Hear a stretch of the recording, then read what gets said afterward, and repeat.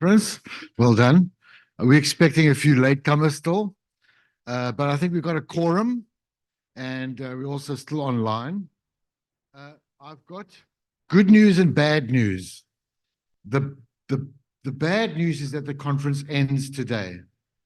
That's the bad news.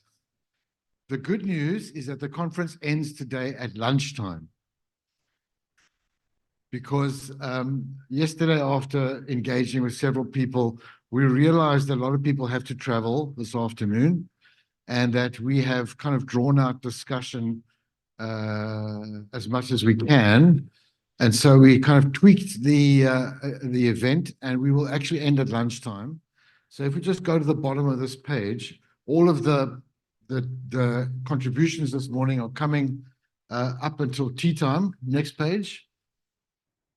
Next page. Okay, so what we'll do after tea is we will come back and have one more group's discussion, a shortish one on the topics we've spoken about, a shortish discussion and short feedback. And then after that, we will go into a panel discussion. And I've asked those people last night, I asked them if they wouldn't mind sitting on the panel. And what we want them to do is just to give us their headline takeaways from this meeting, so that we can get a perspective of different kinds of disciplines and different ideas, and really just to kind of distill the message. And then we'll take the last 15 minutes of the meeting just to try to reflect.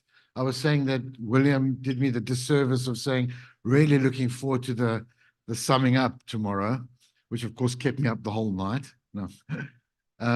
So this morning we put some ideas together. They're busy being torn to shreds by Guy and then reassembled. And then we'll have some closing remarks and stop talking and eat some lunch, and then we will disperse. So that's the plan for the day. Okay, so I can go to the top again, please. So this morning's session is chaired by this professor. We'll call you, today we'll call you Professor Rocio Diaz-Chavez from Imperial College, and I'll hand the floor to you. Thank you. Thank you very much, Neville. And again, welcome to this last day of intensive presentations.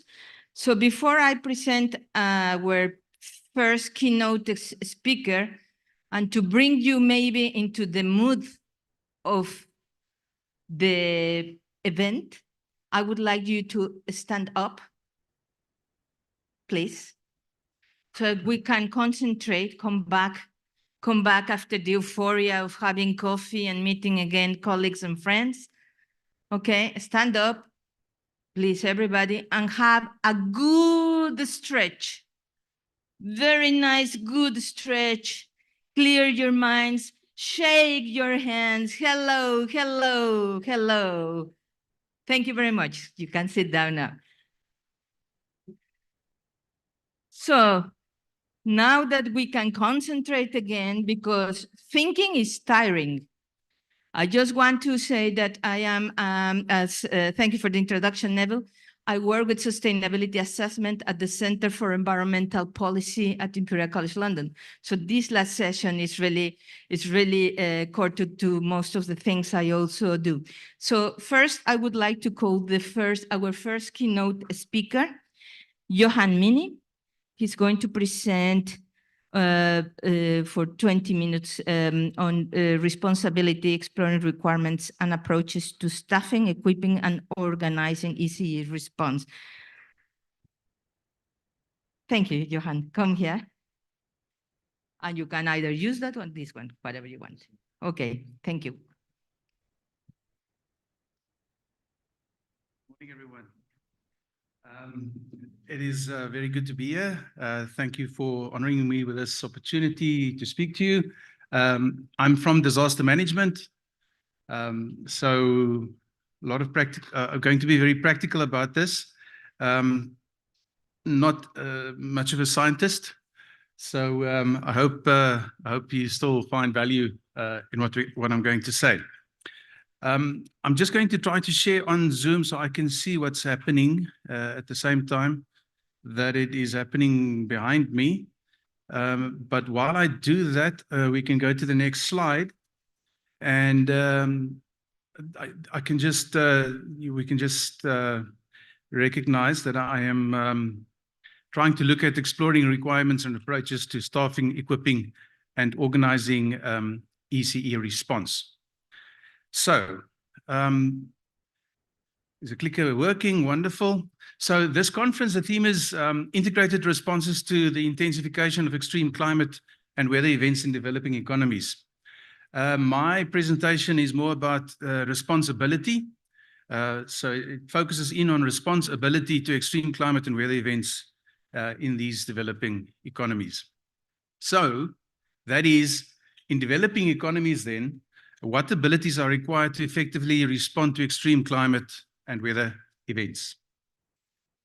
And there are many different approaches to ability development. When people need to plan for the next 10 years, the approaches can be, let's wait and see. Or let's use what we have. We'll probably be able to cope. Or let's talk about it and then talk about it some more. Or we get what we realized we didn't have last time when we needed it, and that's what we do. Or we need whatever they have looking next door. Or we need whatever my best friend sells, which is a bad one. And the other option is to tell us what's going to happen so that we can plan the abilities we need. So just tell me what's going to happen and I can plan for it. Or there's mysterious inspiration and wild guesswork going on about what to put in place. Or here's a thought, let's do a risk assessment, is also an approach. And then whatever gets funded and keeps me employed, maybe I should go in that direction. Or whatever we had last time plus inflation. These are some of the approaches to what ability we need to have in the future. So this is a vehicle in, I can't see there like so well. So this is a flood control information center and the disaster risk reduction and management operations center of Metro Manila outside the parking area in 2013. So that's one of those things where you say, we need whatever they have, because look at that, that's an amphibious truck, part of the disaster response equipment of a city. To get that kind of resource in place, of course, can take a while. But maybe that's not the best in cases of preparing for what you need to do. Maybe we need whatever they have is not the best approach. Another way to do it is to really just look at events that's happened. So on the left-hand side there, the top 10 extreme climate events of 2023 listed on some source. This was on the UNISDR website or UNDRR website to describe the event. And then on the right-hand side, then to start thinking, so if that event happens again, what kind of resources do we need to have in place? So, for example, for the spring heat waves in Australia, you need to think of, is PPE still appropriate? The PPE that we've been using, the public protective equipment that we've been using over the years, is it still appropriate for the conditions we are going into now? So that's another option. But if you really think about what ability is, and you do a bit of a mind map about it, you will understand, we might agree that ability includes finance, resources, organization, knowledge, equipment, skills, coordination, and people. But ability's definition is really the possession of the means or skill to do something. To do something. That's what ability is. So if I talk about my theme about responsibility, the ability to do something about the impacts that we are seeing. So if that possession of the means or skill to do something, if we unpack that in terms of this conference, we can talk about response to extreme climate and weather events. Do we have the possession of the means or skills to respond to them? And for extreme climate and weather events, you need to understand how this will impact. And then you'll know what you need to do when you respond and what you will need in terms of ability or means or skills. But basically, this brings us back to tell me what's going to happen and I can prepare for it. But the thing is, we detect from the practitioner side, we detect some hesitation in anyone respectable telling us exactly what's going to happen in the future. So what do you do then? With the certainty of uncertainty, what is a resource planner or ability developer and implementer then to do? So our disaster management manager, and in other countries, this could be called emergency planning or emergency management or civil protection or any of many other names, would approach this is to first look at let's just seat this in terms of the definition of disaster management in South Africa, that it is all of those 5 things. And you can see number 4 there is rapid and effective response to disasters. And then we look at the obligatory and very imperfect disaster continuum, which kind of assumes that we're always in the circle from hazard to hazard impacting to relief to rehabilitation, reconstructing, and then trying to prevent and mitigate and prepare for, and then it just happens again, which is not optimal, but it does describe what is in the field of disaster management. Then the 2 streams theory, just to remind us that disaster management, especially in South Africa, has 2 things going at the same time, the risk reduction side and the response side. And then the declaration of dual purpose in disaster management in South Africa, where we say that on the risk reduction side, we work with the global leadership of the UNDRR, but in terms of response, we need to work with people like OCHA and UNDAC. So that dual purpose. And then the really important reference is just the progression of vulnerability, how hazards and fragile livelihoods and unsafe conditions and dynamic pressures and root causes combine to create disaster risk, as per Ben Wisner and others. And then continue the very more important progression of safety, where hazard prevention and mitigation and achieving safe locations and reducing dynamic pressures and addressing root causes reduces the risk of disaster. Then we look at some key considerations, the key performance indicators that have been identified for disaster management, from integrated institutional capacity to disaster risk assessment to disaster risk reduction, and then response and recovery. So the response and recovery is that 4th key performance area. And then finally, the simplified component parts of disaster risk. That disaster risk very simply consists of hazards and vulnerability and capacity. And the simple recipe to reduce disaster risk is to avoid or reduce hazards, to reduce vulnerability, and to increase or build capacity. So noting the variety of disaster risks, and this is 34 disaster risks identified by the City of Cape Town. In each disaster risk assessment, you can include things like coastal erosion and shipping incidents and marine pollution, but also civil unrest and structural fires. If you look at that, you note that, then we can start thinking about the ability that we need to reduce and avoid hazards, to reduce vulnerability, and to increase capacity and resilience. And tinkering with disaster risk, what you want to adjust are those elements, and they all have subcomponents. And then what you need to do is you need to iteratively ask yourself these questions. To reduce the hazard, what education, what engineering can I do? What physical planning interventions can I do? What preparedness can I do? And will it be a plan or a project? And would the strategy be to tolerate it, to treat it, to transfer, to terminate the risk? And where in this preparedness framework would that sit? So iteratively asking ourselves all of these questions, per hazard, per vulnerability, per capacity and resilience. So, and if we start developing those answers, we get to what responsibility we need to have in place. And very importantly, I think from yesterday, the warning systems that needs to be in place. So when we tinker with disaster risk, there can be multiple possible implementers, developing the options, comparing the options, selecting the options, and then implementing those options. And this can be simple or complex, expensive or not, and short-term or long-term. And remember, disaster management is bigger than disaster management. That means the disaster management effort is bigger than that little department called disaster management that sits at municipal or provincial or national level, because they are not the people with the budgets. The people with the budgets are the big engineering departments and infrastructure departments. And that's where most of the disaster risk reduction and responsibility must actually be created.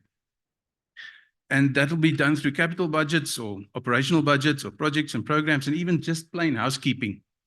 And that's where the who and the what, the where and the when and the why will be determined. So the outcomes can be public awareness programs. It can be situational awareness, where you look at data gathering and having the resources to, when things happen, be able to monitor what's happening and have situational awareness and a common operational picture and share information with each other and zoom into difficult areas from 20 kilometers away. Or just, again, public awareness material regarding a new hazard or a hazard that has not been focused on so much. So in the city of Cape Town, for example, we are now actively since last year looking at old age homes or retirement centers, more politically correct, in terms of their heat management during heat waves and addressing that kind of situation. And then, of course, early warning. Our dear, wonderful colleagues in the weather service giving us these impact-based early warnings to exactly tell us what they feel is coming so that we can prepare and communicate about it. Just another example. So on this, I don't think I've got a pointer, but I've got a pointer there, but not on the screen. The city of Cape Town is right there, and we are sitting around there at the moment. This is the outline of the southwestern corner of Africa, where we live. So that was one of the warnings earlier this year. And then we need to fix this. Part of the response and the responsibility that you need is to fix stuff like this. So we're talking about heavy machinery and engineering and so on. This is into the second, it's a big highway, and it was not the bridge itself, but the approach to the bridge was washed away during severe weather recently. And then we need to have effective response at a national, provincial, and municipal level. When there's an impact, there are consequences. There are responsibilities to deal with those consequences, and you can action those responsibilities, and then you can look at assessment, response, relief, reconstruction, and rehabilitation. Now, disaster risk reduction then and extreme climate event response. If disaster risk is those four things, then for ECE response, we need to think of, in terms of institutional capacity, do we have the expertise to understand it? Do we have the legislation, policies, and systems to address it? Are we working as a team in mainstreaming? And in terms of risk assessment, the data availability we've been talking about, and standardized indicators and regularity and ongoing risk assessments, and prioritization, because you've got so much budget, what are you going to spend it on? And then risk reduction and preparedness and response. So in summary, the development of responsibility should be risk-based and should be informed by a rational process of risk assessment and risk management choices that you make.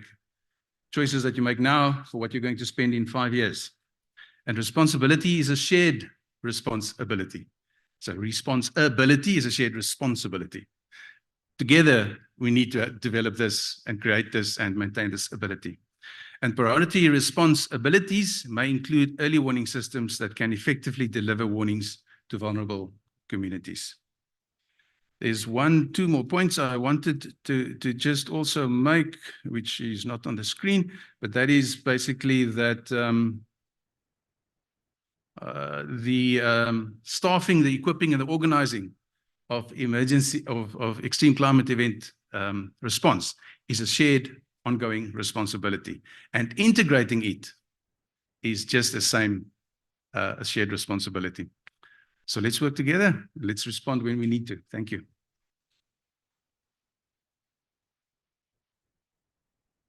Johan, thank you very much. And before you go, because you finished earlier your presentation, I will allow for 1 or 2 questions quickly if anybody wants to ask. It's your opportunity. Okay, please, but just brief so that we can keep it within the time. I'm just wondering what happens when you wake up at 3 in the morning and you've got 34 disasters to worry about, different categories. You didn't really talk about it. How on earth do you cope with so many and so divergent in the responses needed? So actually, I'm not sure whether that slide is, yeah. If we can go to just further down on the slide pack, there's a slide entitled Example of Similar Consequences.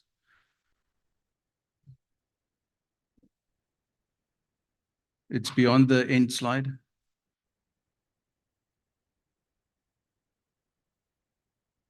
There you go. Back. There you go. Right. So the wonderful thing about disaster response is that for many of the impacts, the response is actually very similar. Out of that 34 hazards, you might have people who are deceased.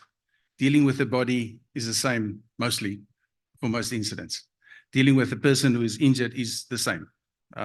So you've got one hand dealing with all 34 hazards, but for each hazard, you can just put on another glove to deal with that specific issue. So that's how we try to approach it. And then further on, we do ask for divine intervention that they don't all happen at the same time. Yes, please. Johan, in your opinion, have you seen demand for your services increasing over time? Yes, definitely. And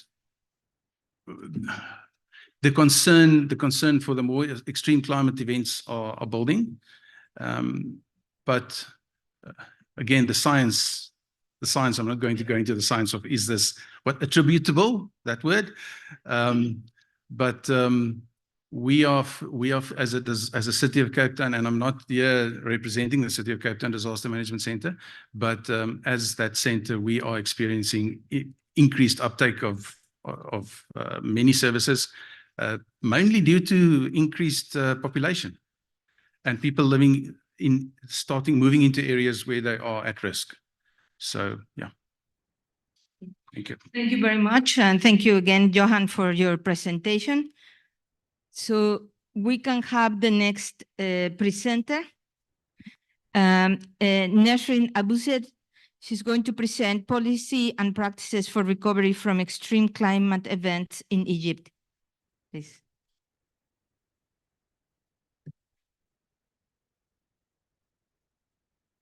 Good morning. Actually,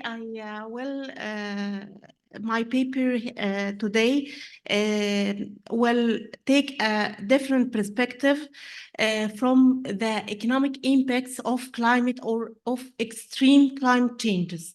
Actually, my paper at the first addressing the challenges of extreme climate changes. Then I try to identify extreme climate changes from economic perspective and how we can deal with, or what the policies can deal with this extreme climate change. Actually, from 1970, yes, what is it? Oh. Have you not given it to the... No. I need to get a copy to him.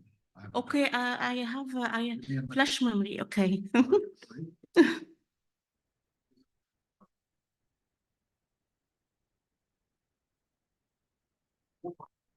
Okay. I know that. Thank you.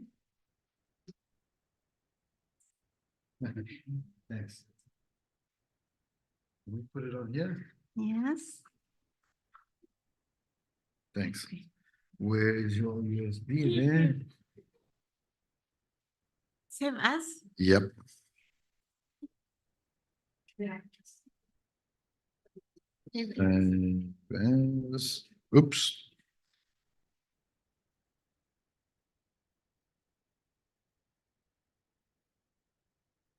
Of course, it's giving us extra trouble.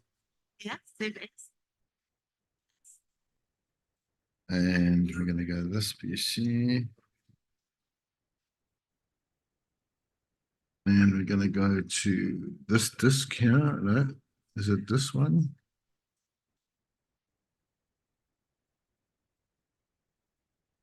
Is this? No. Flash memory. Yes. Hold on. USB. There it is. USB. Yeah, got it. Okay.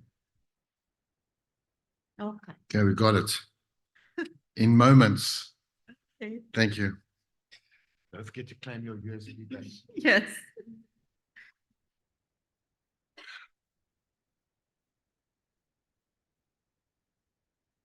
Okay. One moment. First, I try to addressing the challenges between 1970 and 2019. There have been 5 floods increases in extreme climate change. Actually, they become severe and more unpredictable in terms of time and location.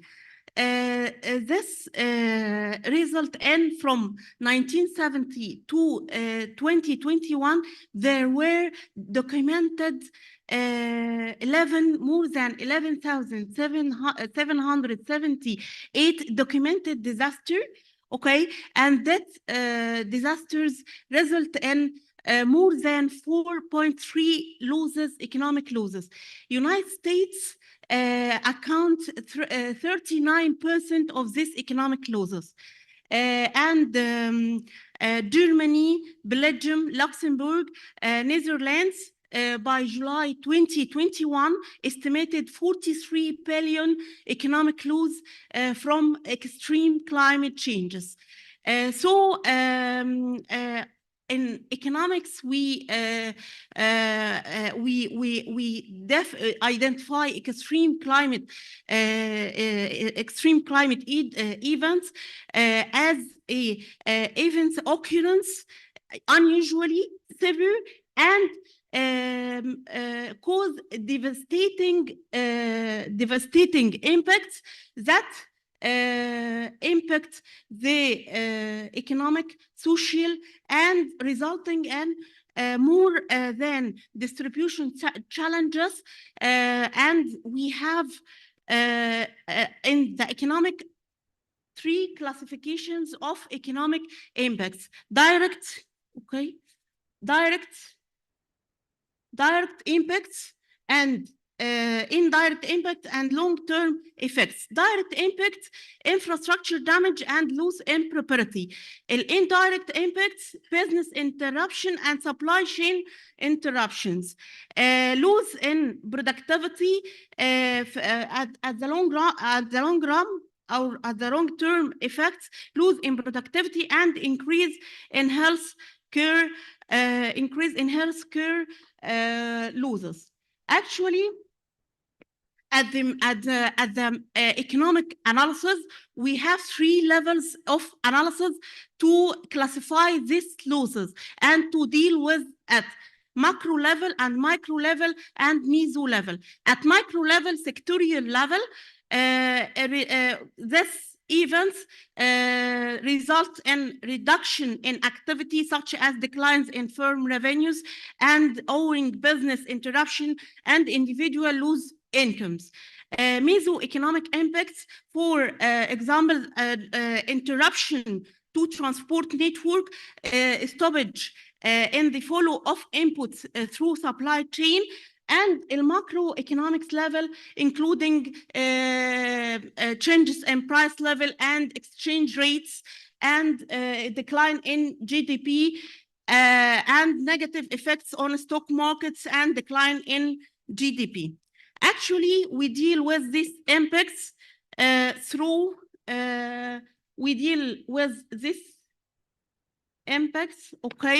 through 4 kinds of policies: investment in resilient infrastructure, climate adaptation of preparedness plans, okay, and preparedness plans and climate adaptation of preparedness plans, risk management strategies, insurance and financial instruments. So actually, in Egypt, we have now concentrate, this is not included in the presentation, but now in Egypt, we deal with this economic losses by motivating the green economy and investing in green finance and motivating the projects to investment in resilient infrastructure to face the climate or extreme climate change. Thank you.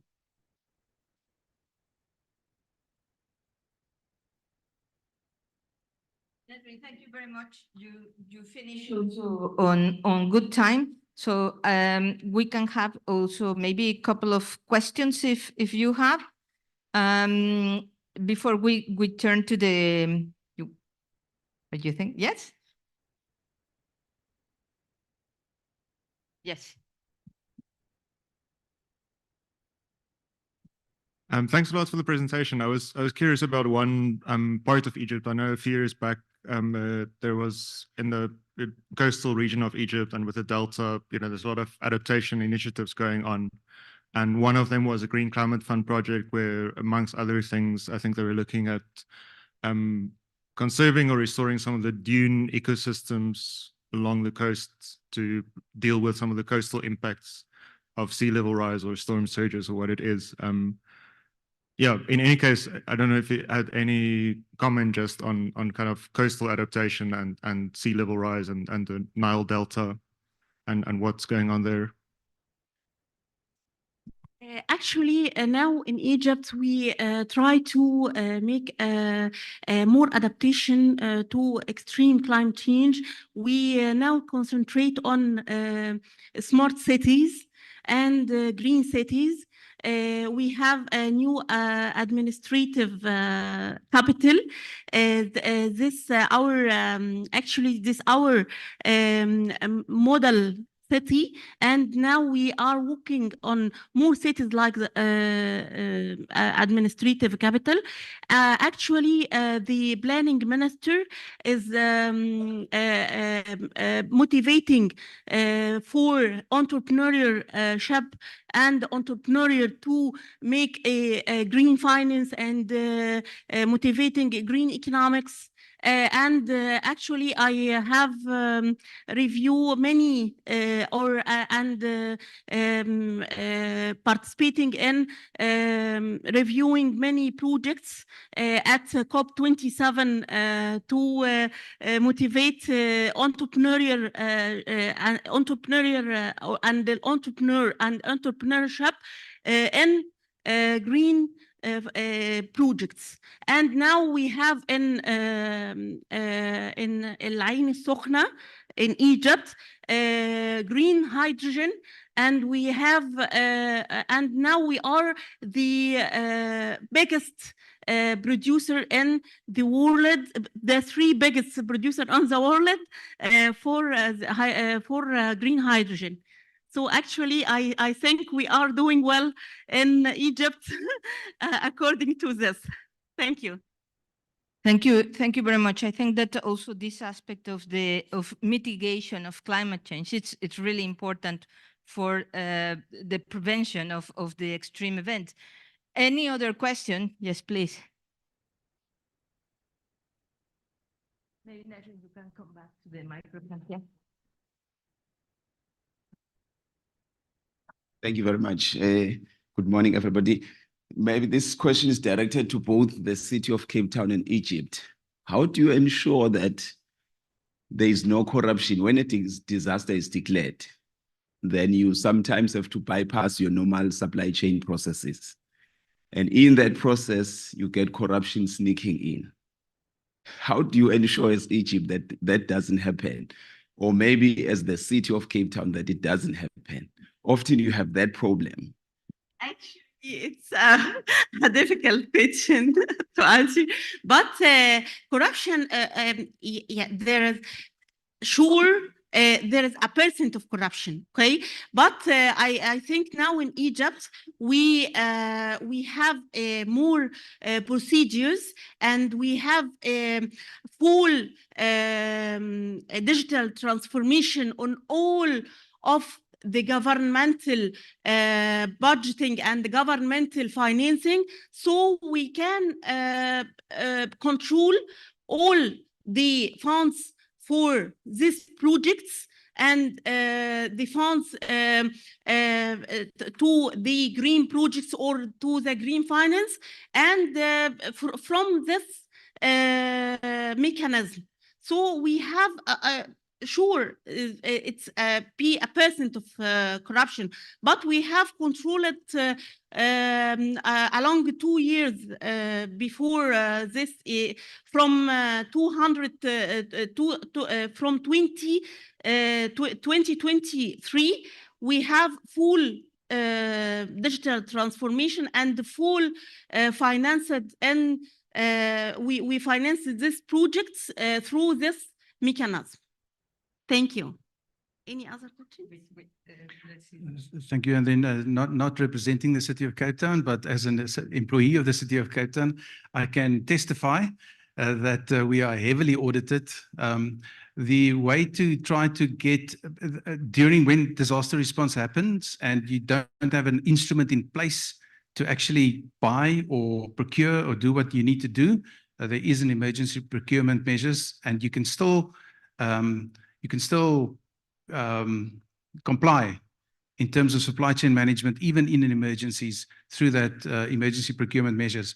The trick is to have instruments in place, specifications that is in place for you to use, and suppliers that are on a panel and ready to be used. So it's all really about proactive procurement. Thank you. Is there any other question for Nasrin? Well, okay, just hold a moment.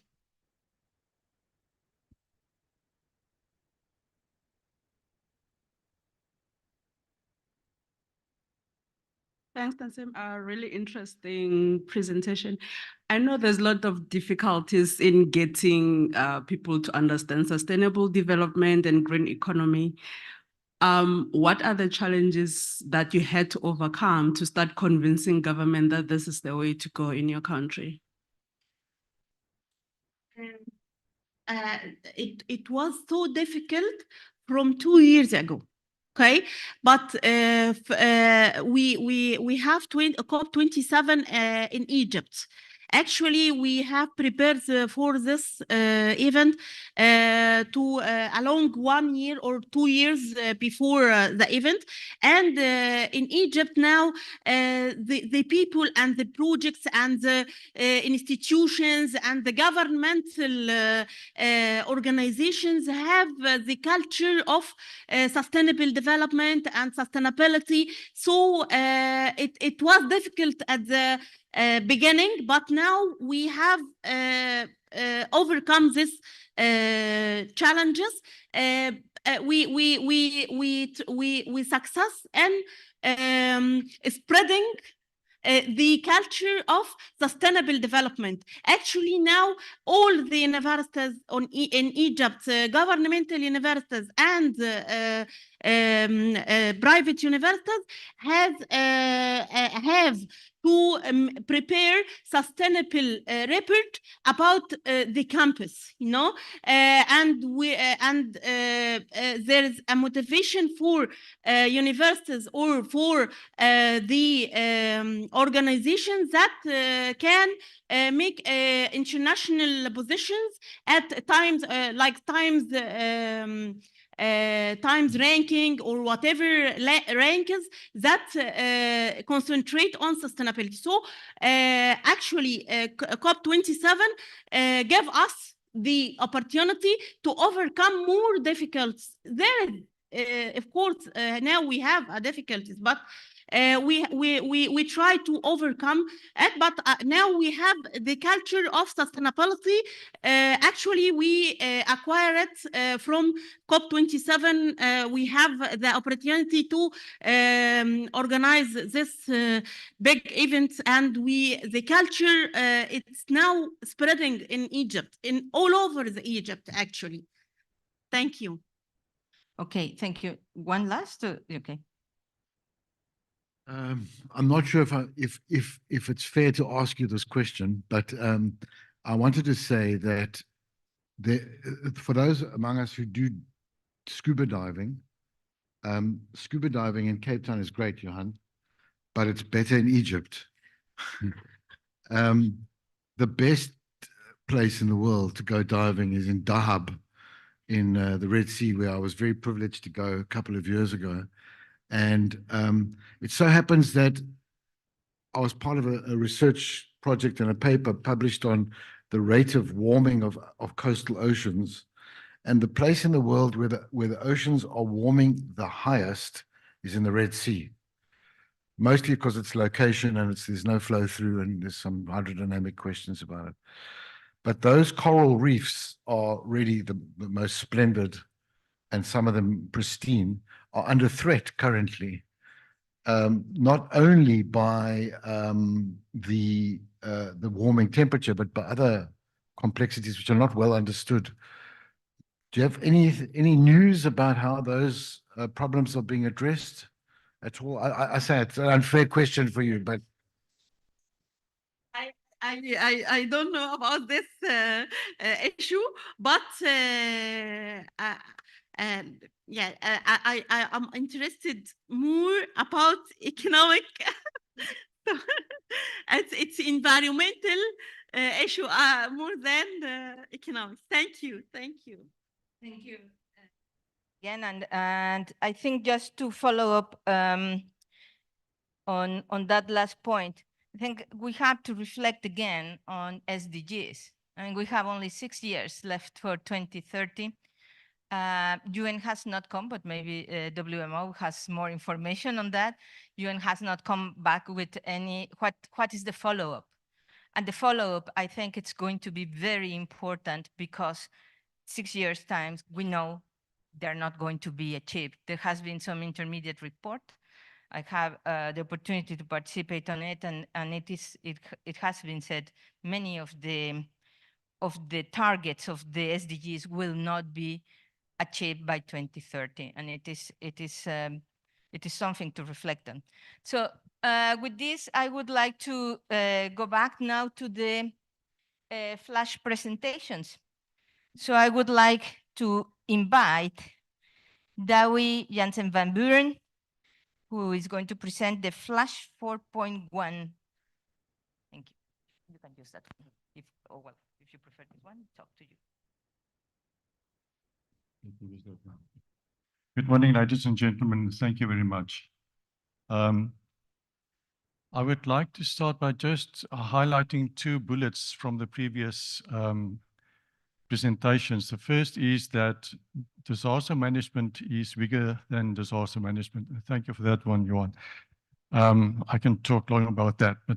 And the second was the need for investment in resilient infrastructure. I don't know how many of you have noticed that bullet, but when I saw that, even if it's that the only one I remember from Doctor's presentation, that's the one I remember.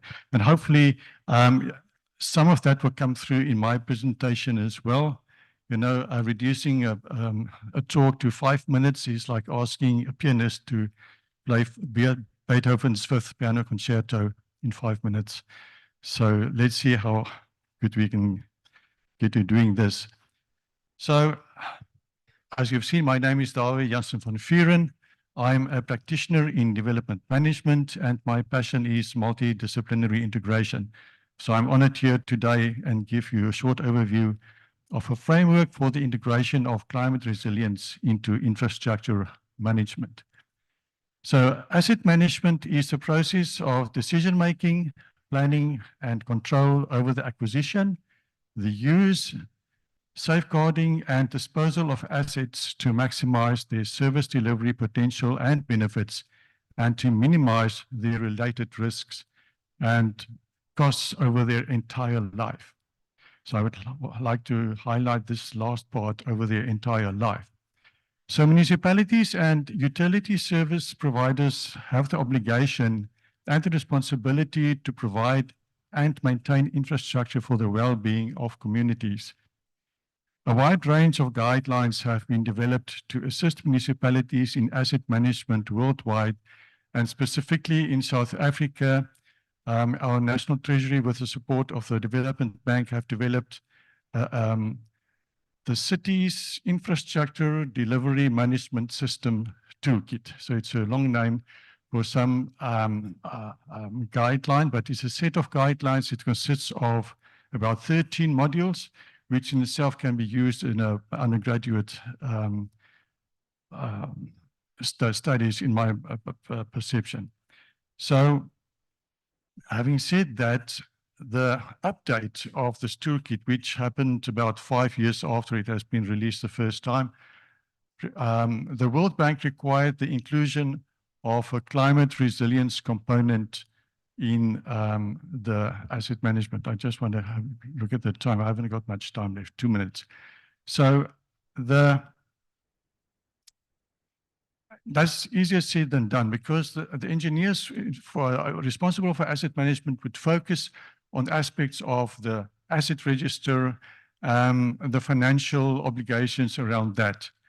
And the risk factor was normally just restricted to what is the criticality aspect in terms of failure of a specific component. So just to highlight two figures perhaps. The first one is what I call the modular approach to disaster management. You have times of normality, like we have today, hopefully, and then there are times of a disaster. And within that, there are different response activities. So typically in times of normality, you would undertake risk assessments, produce a disaster management plan, etc. And then, of course, in times of a disaster, there are specific emergency responses. I just want to mention that what we've seen happening is that there's very much a focus on the availability of funding for disaster responses more than for the planning part of it beforehand. Unfortunately, I don't have time to go into that. So what I want, if you can scroll down to the bottom, please. I was hoping to just reflect on that incident. If you can just go to that picture there very shortly, just to the top of the screen. Yes, that is a Palmit River just before its confluence with the Umgeni River in Durban, an informal settlement. There was an event where the bridge was blocked, the water flow was blocked because of debris that built up against the bridge structure, and the water overtopped the road with a very high velocity, causing damage to the road, and of course, then also, unfortunately, taking out a couple of the informal structures that you see there. So going back to the, how do you integrate resilience as an aspect in disaster management? Now you can go to the bottom, please. I would like to end with just highlighting what we see there. First of all, disaster management, like I've indicated, has got a modular approach. So there are times of disaster responses and your activities in times of normality. But asset management has got a specific defined life cycle, from planning to operations, the maintenance, monitoring, and optimization. And the framework provides for just showing not the disaster management practitioners, but more the engineers involved in asset management, that they should go beyond that management function. And I would like to end by just referring to an example where I was doing a stakeholder engagement with a provincial roads department, asking them about how they undertake disaster risk assessments of roads. They said, that's not our problem. that's the disaster management authorities. It's their responsibility. And by the way, we designed roads to absorb flooding. Then I asked them, what about earthquakes? And they couldn't answer me. But I'm going to stop here.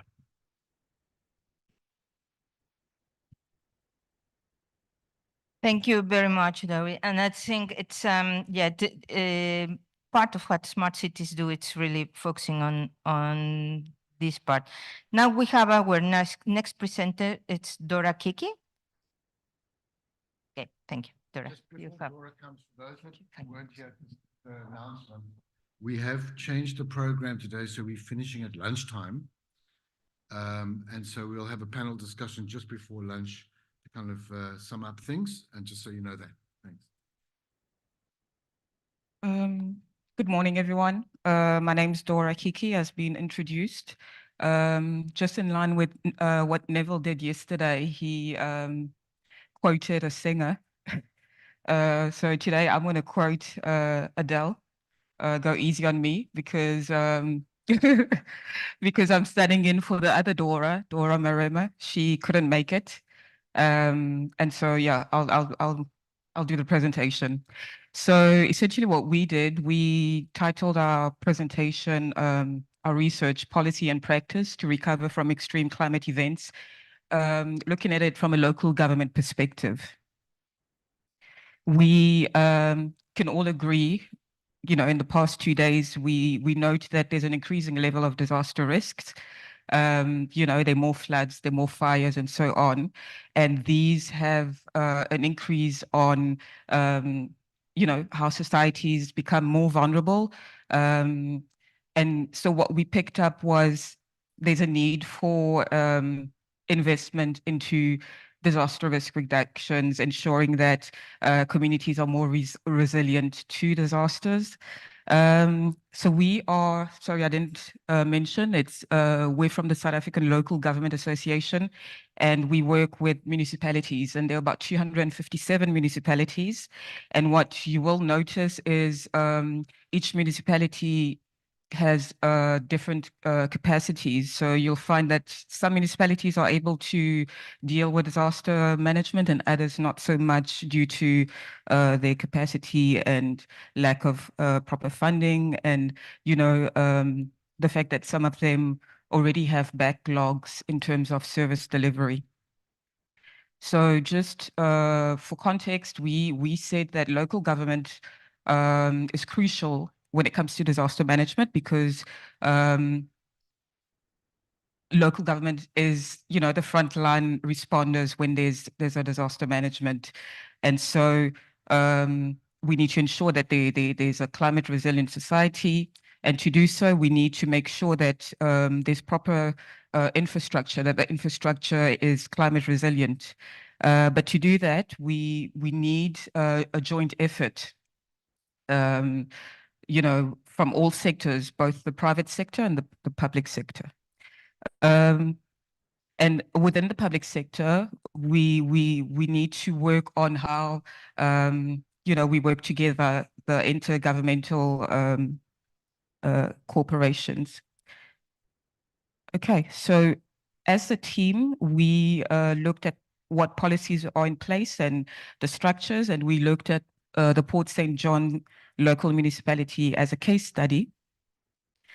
Sorry.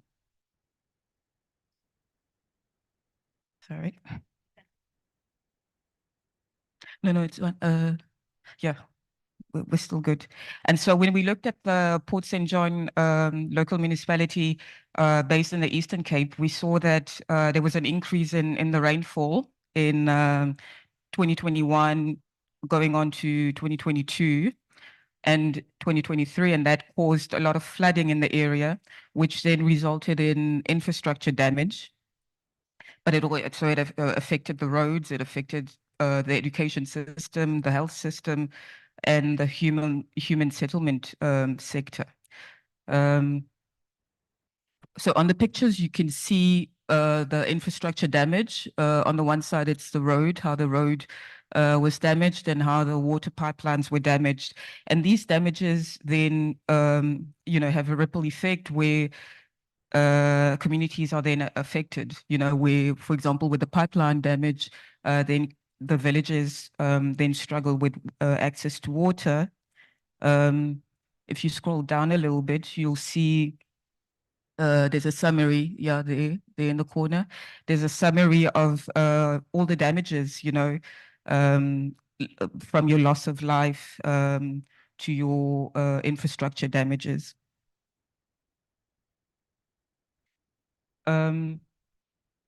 So we highlighted the main challenge that municipalities are facing, that disaster management is a concurrent function of national, provincial, and local government.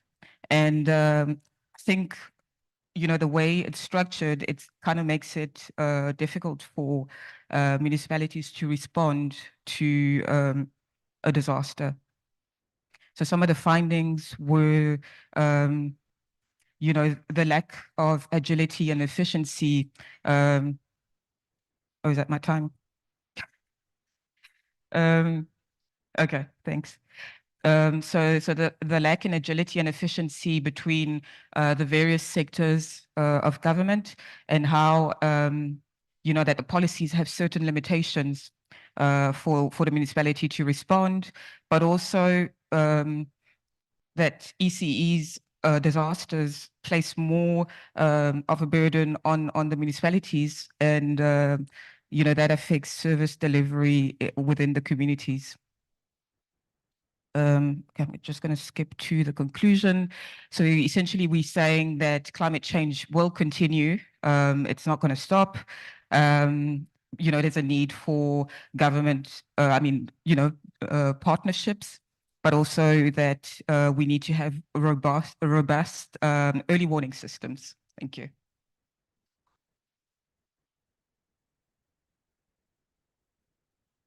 Thank you very much. So I would like to call the next presentation for point 3, Stephanie Mickley. You want that one? Or this one? Thank you. Right, good morning, everybody. I'm going to try to stick to my time. There's quite a lot on that poster, and I'm not going to go through all of it in detail.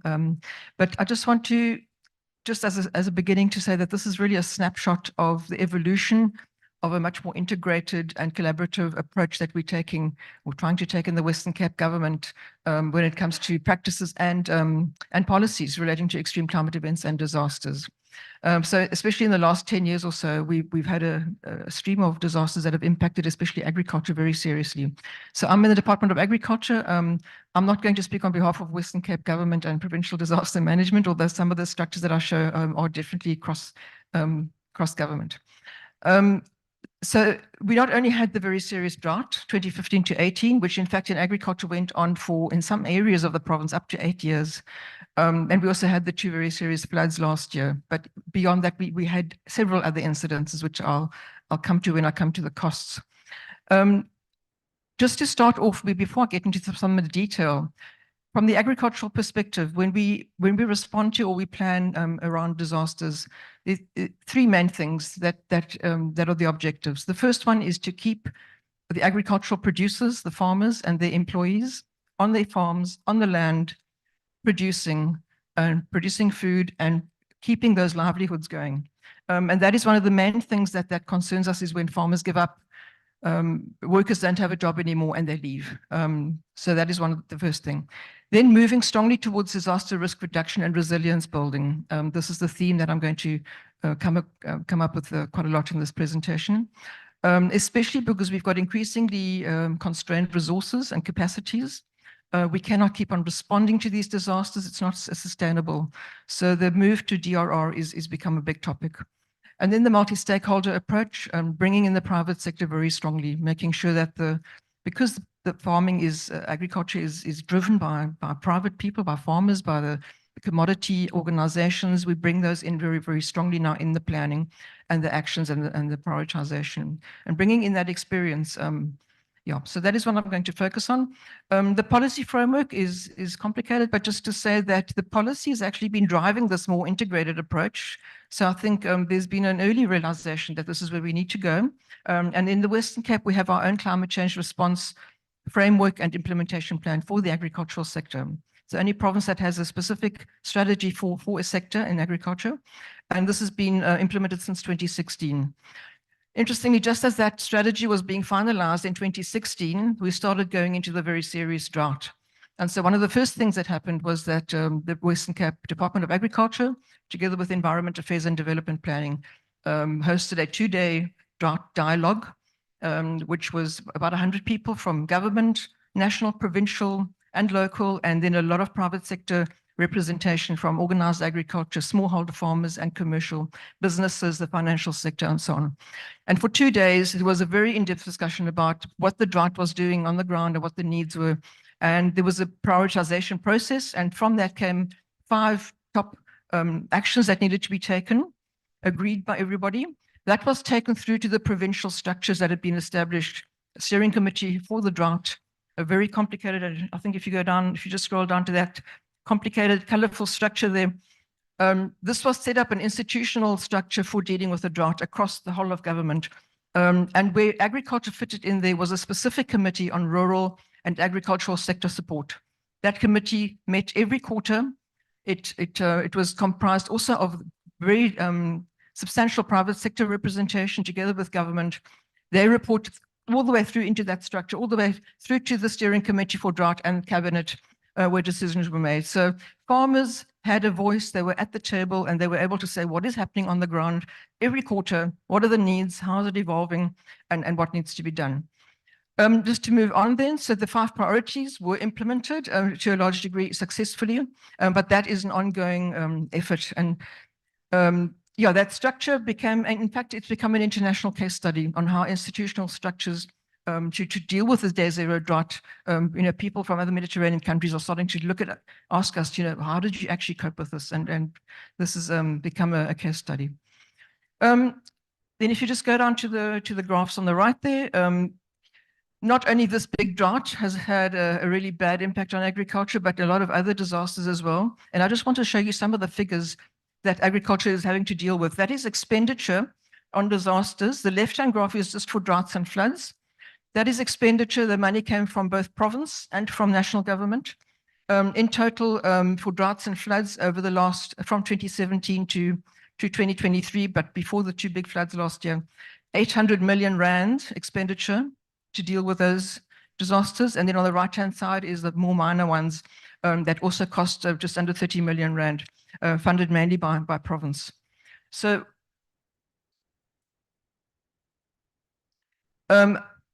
this is becoming unsustainable. So we are now really trying to implement what the Smart Agri Plan is saying, that we need to move more into disaster risk reduction. And there's a list on the poster about the kind of activities we're doing around disaster risk reduction. One of the main things that I'm involved with personally is to bring climate change into a process where our disaster risk management unit in agriculture, we go along to every district, to the farming communities once a year, and we do a risk assessment and we ask them, what are your risks? What's happening on the ground? But we also bring in climate change and resilience building.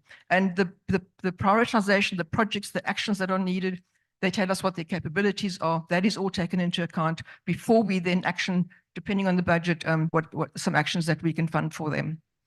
Then I think I'm running out of time. In 2023, in April, we had a 2-day multi-stakeholder dialogue on climate disaster solutions, covering all disasters. And once again, we had everybody around the table, government, private sector, etc. We again came up with prioritization. Very interestingly, the main themes that come up are very similar to the earlier themes. It's all about water use and management. It's about financial support. Yeah, those are the main things. And the regulatory environment always comes up as one of the issues that need to be dealt with. And then, of course, early warning systems. Every time we do this prioritization with the people on the ground, they're telling us we need better modeling, better forecasting, and better early warning systems. And that was, once again, one of the main themes. Then if we look at the 2 floods, I'm wrapping up, yes. You can just see the kind of figures there in terms of financial damages last year in the floods. Yeah, so just to wrap up then, we do still have challenges. We're making good progress on this approach, but the challenges are that we are still mostly reactive. There's not enough budget left for DRR. There are interacting disasters and also non-climate disasters such as load shedding that are making our farmers less resilient. We're realizing more and more farmers must be more self-reliant and more proactive. There's a severe stress, especially on perennial crops, that is not being dealt with. It's always very short-term annual crops, fodder for animals, very much stuff that has to happen within months and not looking at the longer term. And then gaps in communication and coordination. And then we have to work on those still. Thank you very much. I know it's very challenging, but we have so many presentations. So let's move to 4.4. Kamlesh and Pillai. You want this? Sorry, can I ask to please scroll down immediately just to the bottom two graphs? Oh. Okay. Okay. Oh. Sorry.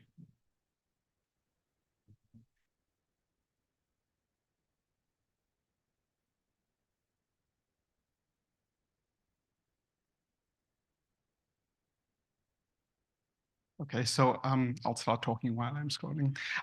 So my name is Kamlesh Pillai. I work on adaptation finance and disaster risk financing. I wanted to start off with just a brief overview, just because I understand that many of you in the room are not people who work in the financial sector or work on this topic. So I just want to point out two issues. So the first one is that normally when we develop disaster risk financing strategies, we do it in a layering approach, which basically means that when you think about high severity, low frequency events, so very severe events, we normally use specific instruments. And then for more common events, we use different disaster risk financing instruments. So if you had to think about this in a city context, you would have a local government using internal budget resources for a small flood. And for something very catastrophic, they may use something like a catastrophe bond. So the second point that I'd like to mention before I go into the research is just how disaster risk financing works in South Africa. So when a response is triggered, disasters may be financed through internal budget lines, or it may be reprioritizations within a city budget. And of course, if a disaster is triggered internally, then it could get provincial support or national support. Some cities may have captive insurance policies. So you can just think of it as typical insurance, or they may have private insurance from one of the private institutions. And then there's a gap for individuals and cities who don't have support that may be filled by charities, philanthropies, civil society, etc. So this research is a precursor to some of the other financing work that we do, where we are trying to develop disaster risk financing instruments. And what we did was we engaged with cities and municipalities, insurers, reinsurers, investment banks, regulators, and asset managers to understand what kind of disaster risk financing instruments could work in your context. And obviously, the presentation is focused specifically on metros. But of course, we have data for all of those different actors. And the idea is to try and expand the disaster risk financing opportunities for cities, given that we are entering into a realm where disasters are going to become more frequent, they're going to become more expensive, and the public budget just cannot cope with the amount of loss that's being incurred. So what we did was we engaged with municipalities and cities to evaluate these different instruments, provided them with blueprints on each instrument and how they could work and what their role would be, and then asked them about what kind of barriers they see regarding technical, policy, political, economic, and financial. The results are a bit surprising. in some ways, given that we've spoken a lot about data and technical modeling, that many of the institutions don't see this as being a significant barrier, and mostly pointed to political reasons for why a lot of these instruments just do not work in cities. If we scroll down, hopefully I am gentle, just in the example of risk pooling,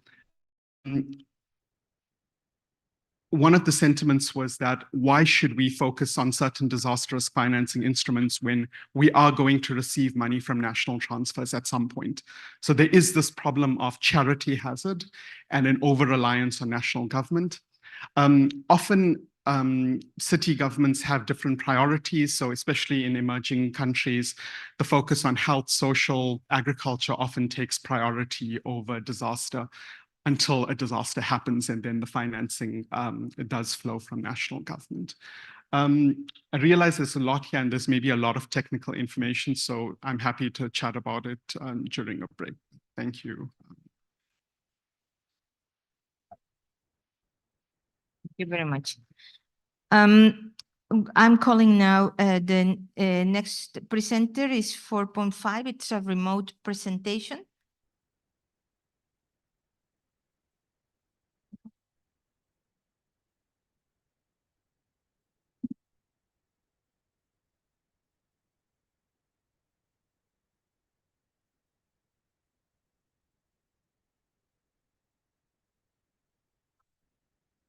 Video, yeah.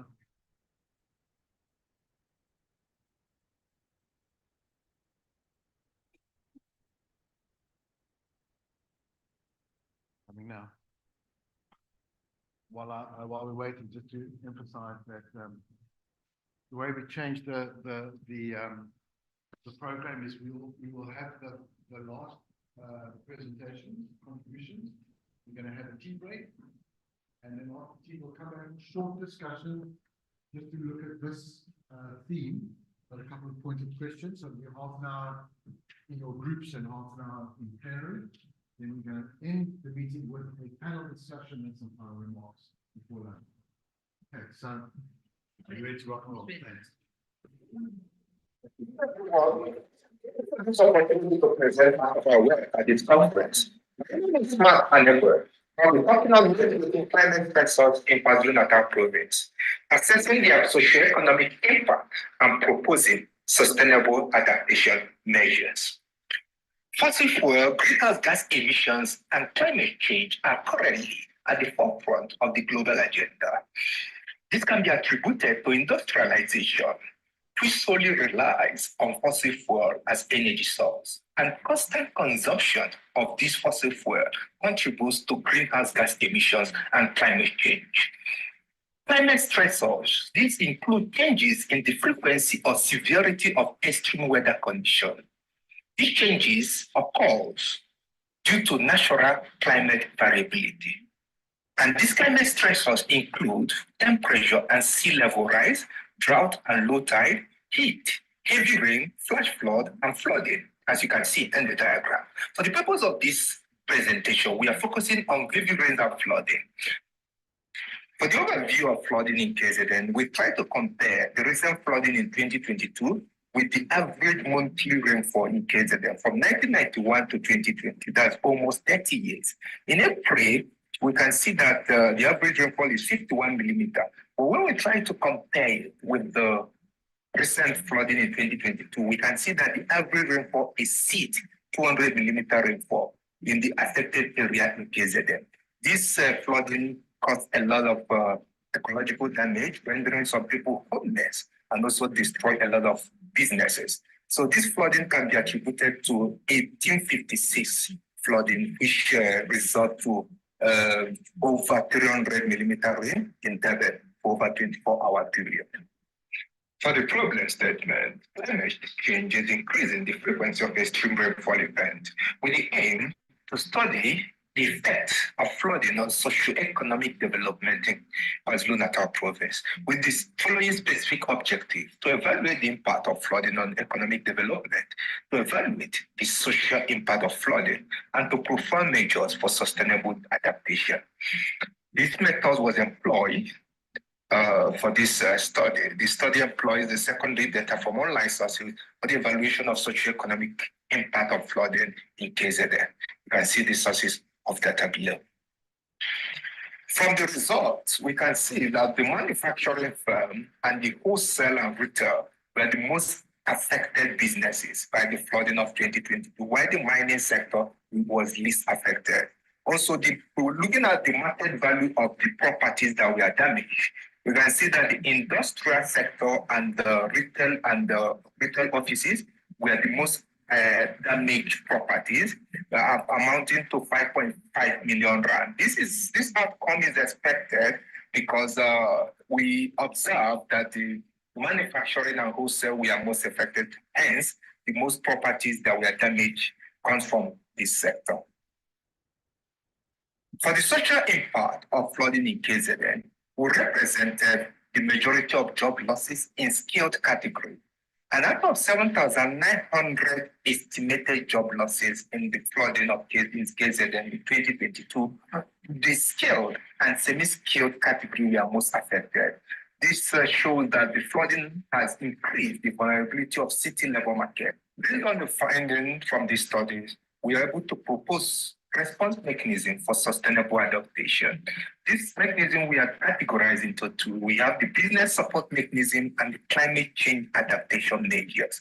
For the business support mechanism, we are looking at the large-scale capital investment in order to recover and rebuild affected areas. Then we propose the availability of loan and grant funding for businesses to help them get back on their feet. Also, the partnership program that will focus on flood damage to informal and township economy. For the climate change adaptation measures, we look at continuous monitoring and flood early detection system, also stakeholder engagement to be able to assess risk and vulnerability, evaluate and select adaptation options. In conclusion, this study revealed us the significant impact of flooding on KZN's socio-economic sectors, particularly hitting the manufacturing and retail sector hard. Job losses were especially among the semi-skilled and skilled workers. Also, the study underscored the urgent need to address significant impact of flooding on local livelihood in KZN. Hence, effective climate and flooding mitigation adaptation strategies are crucial to minimize the socio-economic impact of flooding in KZN. Thank you very much.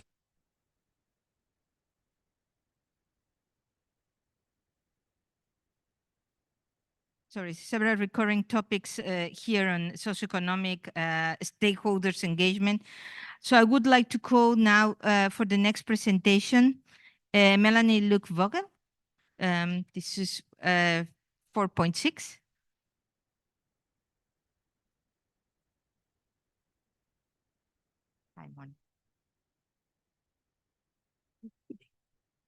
Good, the timer. Yeah, good morning, everybody. So while they are trying to load the poster, I'm from the CSIR, and the topic of my presentation is not this one.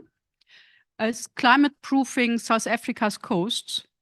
Yeah, will they find it? Good. Yes, climate resilient coastlines for South Africa towards a coastal climate adaptation response plan. So you have heard about sea level rise and impact of storms, but at the same time, and all the damages, especially in Durban, which you have seen in the news, and part of the damages that we see here as well on the posters. So at the same time, coastal zones in South Africa and around the world are amongst the most densely populated and areas in the countries, and also contributing an immense amount of economic value, like ports, fishing, tourism, just to name a few. So there is a big focal point of conflict and of risk. So we have lots of people also coming in the coastal zones.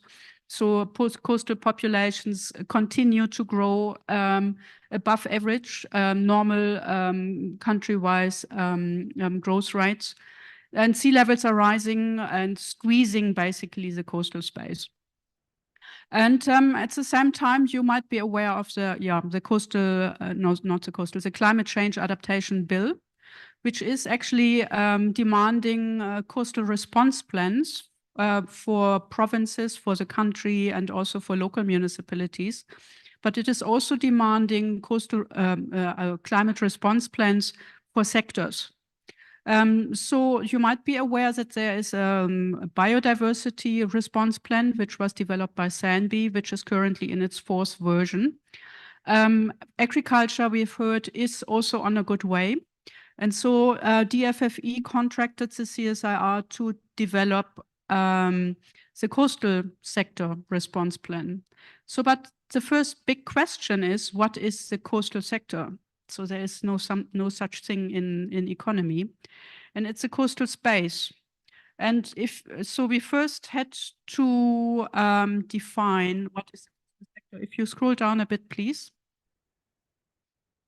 So this project, thank you. We are in the middle of this project, which started last year. So we started obviously with a literature review, and then we had first stakeholder workshops, provincial ones, to actually define with coastal stakeholders what is the coastal sector and who is it and what is it that we actually need to address. So at the moment, we are busy drafting the CARP, the Coastal Adaptation Response Plan. And just to give you a glimpse, because this is such a complex field, we decided to break it down in different layers. So I'm not sure if you can see this. So at the bottom of the coastal sector, we say we have the natural environment. And then we say, okay, what is the threats, the climate threats, and what are our adaptation goals? And then we will develop what are the adaptation steps and the objectives which we have to take. On top of that, we probably have the built environment, and then we have the people and communities. And for both of these slices or layers of the coast, we think we need to look at them individually. So what are the climate threats to the population, like heat stress, for instance? And then we have the livelihoods and the coastal economies. What is the stressors on fisheries and on tourism? And so what do we need to adopt? And on top, we have the governance and legislation, so which will probably speak about mainstreaming climate change adaptation into local governance and topics like that.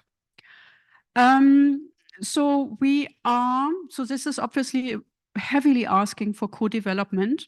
And so we will have additional workshops to present this draft CARP, probably towards August and September of this year. And if anybody of you wants to contribute, please scroll down. Please contact us. My details are here and also in the digital program. Also, you will see that I will contact some of you after this workshop for targeted input, because some of the talks that we had are quite inspiring, and I think it's quite necessary for us to consider. Thank you.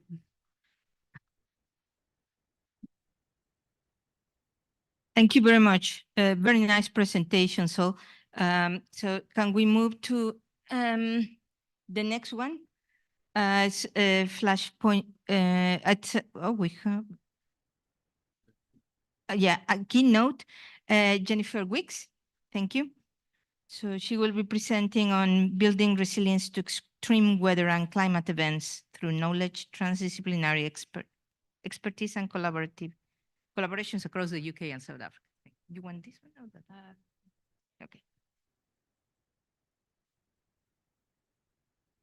Cool. Hello, my name is Jennifer Weeks, and I'm a climate scientist in international applied science and services at the Met Office. I'm also a PhD researcher at the University of Bristol. I'm mainly looking at tailoring sea level rise information to inform coastal adaptation planning and decision making. So follows on quite nicely from the previous talk. My colleague and PhD supervisor, Matt, is also here.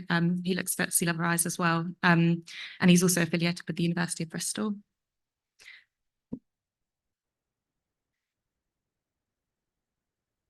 Yeah, so my talk's going to be quite varied because I'm speaking on behalf of colleagues as well, so different areas. So I'll first be talking about what Matt and I have been working on, looking at using a sea level rise storylines approach to communicating sea level rise information.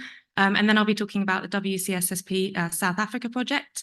And in section 3, I'll be talking about a new weather and climate extremes team at the Met Office. And weather and climate extremes, of course, running between all of these sections.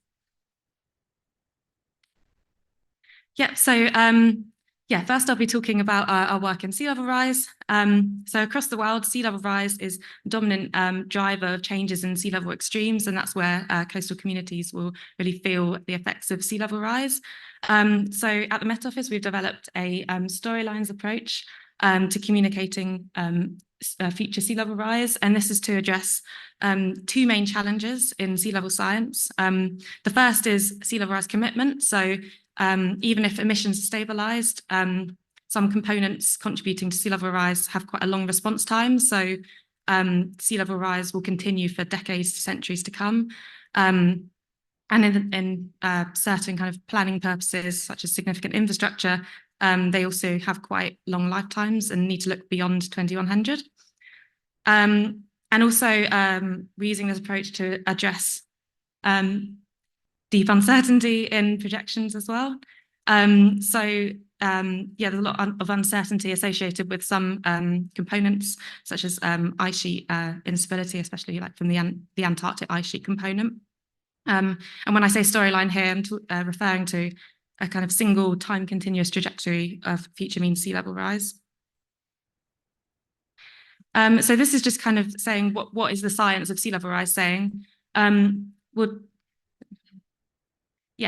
sea level projections are typically presented as the kind of central 2/3 of a probability distribution. So like a certain percentile range, like 5th to 95th or 17th to 83rd. And what we can see from the IPCC 6th assessment report is that if we look at these projections under different emission scenarios, we're looking towards 2 meters of sea level change towards 2150. But IPCC AR6 also provided an assessment of sea level change at 2300. And if we look at the highest emission scenario, we can see that sea level rise is looking more towards 7 meters at 2300. But in the 6th assessment report, for the first time, they included a high impact storyline, which includes simulations, including ice sheet instability mechanisms. And actually what we can see is that the numbers really do significantly rise, especially after 2100, kind of almost like doubling in sea level rise in the next 50 years. And at 2300, sea level rise exceeding 15 meters cannot be ruled out. So how do we navigate these high numbers with associated deep uncertainty in decision making? We've presented a framework for constructing physically consistent storylines of future mean sea level rise. So what this involves is effectively using the climate modelers will be familiar with this, but the underlying ensemble. So that 5th to 95th percentile range is typically taken from many simulations of a possible climate future. So what we can see here is that we have 450,000 different possible trajectories of future mean sea level rise. And what we can do is apply constraints to effectively select one trajectory of future mean sea level rise from that. And that can be basically tuned to a particular study. So if you really want to understand and plan to kind of the worst projected sea level rise, for example, including rapid melting of the Antarctic ice sheet, and that might be of interest to significant infrastructure like nuclear facilities, who really need to plan against the worst potential effects, then you might choose a study to constrain this to, and then you can kind of pick out a single trajectory to then embed in your coastal planning.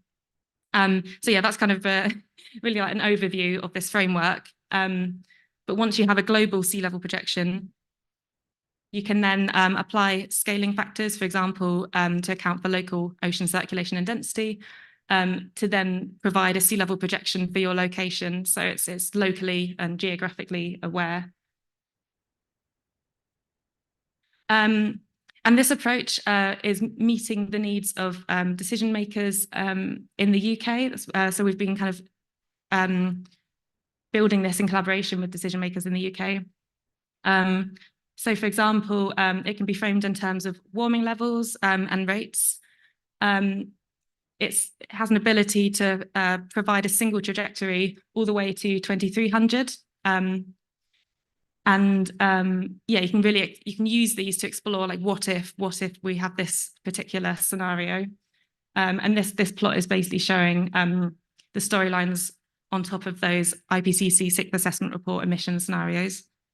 And once we have this kind of mean sea level projection, we can then feed it into downstream impacts analysis, including extreme sea level.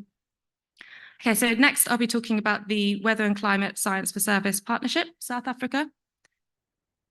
So this is a collaborative project between UK weather and climate science research communities. So the aim is to basically reduce risk and promote resilience in our changing climate. So this project started in 2014, building on an existing partnership between the Met Office and South African Weather Service, and is later expanded to include additional partners. So in this project, there's 4 priority sectors: marine and coastal, energy, agriculture, and health. And the work also covers multiple hazards, including compound hazards, with an emphasis on heat, drought, and flooding, both inland and coastal. Yeah, so just to highlight a few ongoing pieces of work related to extremes within this project. Oh. So yeah, there's work scoping future work on extreme event attribution. There's work on analysing compound hazards such as heat and drought, which I'll provide an example of on the next slide. There's work developing an impact-based forecasting tool using weather patterns for applying to heat health hazards. There's work looking at generating a new kilometre scale weather and climate simulations, and also research engaging with coastal decision makers and advancing our understanding of sea level rise, which is more work that I've been involved in recently. Yeah, there's also more recently a science highlights report, which we're working to make publicly available. Yeah, so as an example of a piece of work that's ongoing in WCSSB South Africa. So it's work being undertaken by my colleagues at the Met Office. And this is looking at compound hazard events, which are kind of the combination of weather and climate hazard events. They can be quite impactful because they can contribute to societal or environmental risk, but the frequency, intensity, and timing of these events might change with climate change, and also therefore affect the impacts associated with them. So as an example, a compound drought heat event affected some central regions in South Africa between in 2015 to 2016. This is where a heat wave occurred during an ongoing drought event and affected had agricultural, health, and energy impacts. So what the team has looked at is the nature of these events from 1980 to 2019. So the top row is showing the total number of compound drought heatwave event days, heatwave days and drought months from 1980 to 2019. The highest frequency of these events can be seen towards the north of the country. The second row of plots shows the change in the number of compound drought heatwave days and drought months from 1980 to 1999 and from 2000 to 2019. And what they concluded is that these events have occurred in South Africa between 1980 and 2019, with a larger proportion of the country experiencing an increase between 2000 and 2019. So these are some of the areas that that they're hoping to explore in the next phase of the work. So they're hoping to take research compound events through a sector-specific lens, working in partnership. They hope to kind of complement ongoing research and bring a new perspective to other areas. So finally, I'm going to talk about a new weather and climate extremes and impacts team that's been set up recently at the Met Office. And this has been set up in recognition of like the increase in extremes and a need to continue and improve predictions of extreme weather and assessing its impact. So ultimately, this team is focusing on the links between climate change and weather extremes, and helping public and industry, business, local, national government to deal with this. So they're taking a transdisciplinary approach, bringing together lots of areas of different expertise. So lots of people within the team have kind of different backgrounds. So for example, in climate monitoring or in extremes or weather forecasting. So yeah, it's kind of quite a transdisciplinary nature. So as an example, the team has worked on developing climate attribution as a service. So climate attribution has been used for some time to support communications, and notably during a 22 July heatwave to support the weather narrative.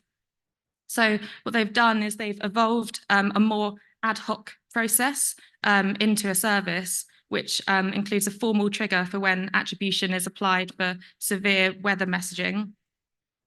So how this done effectively, creating a protocol and kind of having, like a trigger for when this service might be applied. So it was first applied in June 23, which was one of the hottest, the hottest on record for the UK. And since it's been developed, the protocol has been triggered over a dozen times. So yeah, effectively they're able to provide ultra rapid climate lines, and it's quite valuable in terms of press communications. But however, you could, for example, get like attribution fatigue, which might make it less effective. So they're using social science to basically investigate how to fine tune the protocol. And speaking of social science, the team has got the Met Office's first socio-meteorologist. So this is an example of the transdisciplinary nature of the team. Again, it combines the knowledge and expertise in both physical and social sciences. So an example piece of work done by the socio-meteorologist is to make the process of post-event analysis more efficient and effective, whilst incorporating more insight into decisions made by both the meteorologists and the customers, as well as the societal and behavioural response. So yeah, in order to make our warnings more effective, we need to understand how people respond to extreme weather and the weather warnings. This diagram on the right is showing the warning value chain and the kind of associated data inputs, as well as the actors and activities along the chain. So kind of the impact data that is collected becomes more challenging as you move further down the chain. So for example, indirect kind of social impacts such as mental ill health might not be best collected by the kind of Met services, but awareness of this is quite vital. So I guess the social meteorologist is really working to like embed this into understanding in these warning value chains.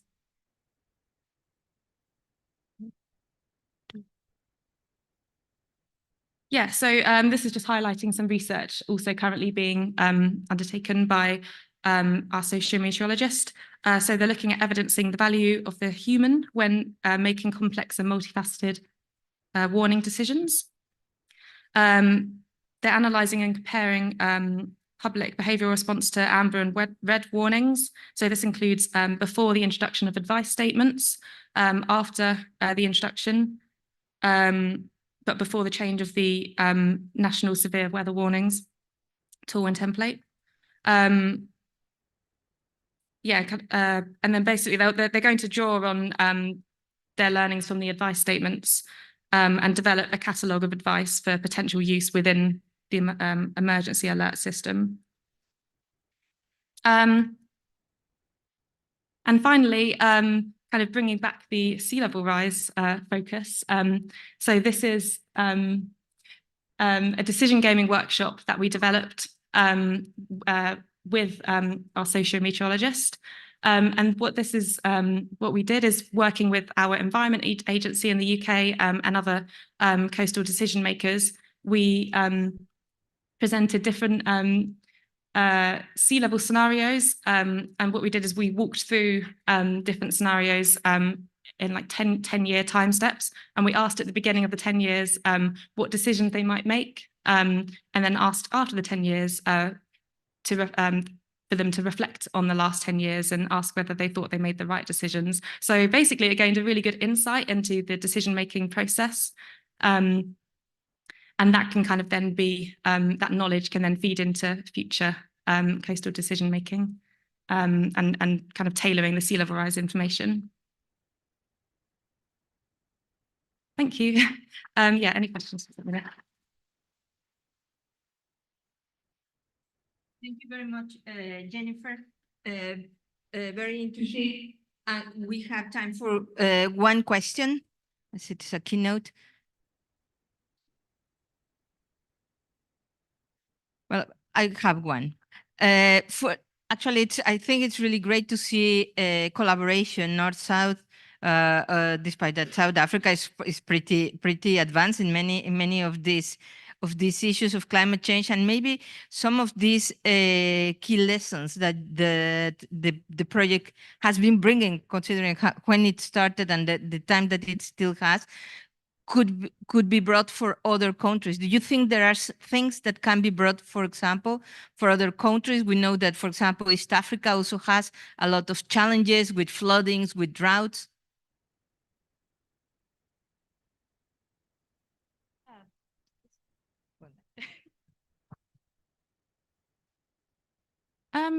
Yeah, it's quite a hard question for me because I'm actually fairly new to the project. But I guess there's definitely learnings or I guess methods that are applied between the collaboration that could be kind of worked in partnership as well with other areas of the world.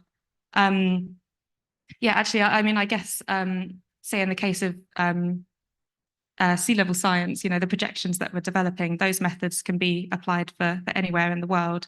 And the storylines approach that we've been taking can also be like tailored to explore kind of different geographical hazards or different drivers which may be of interest. So, for example, whilst in the UK, the kind of key coastal hazards are coastal erosion and flooding.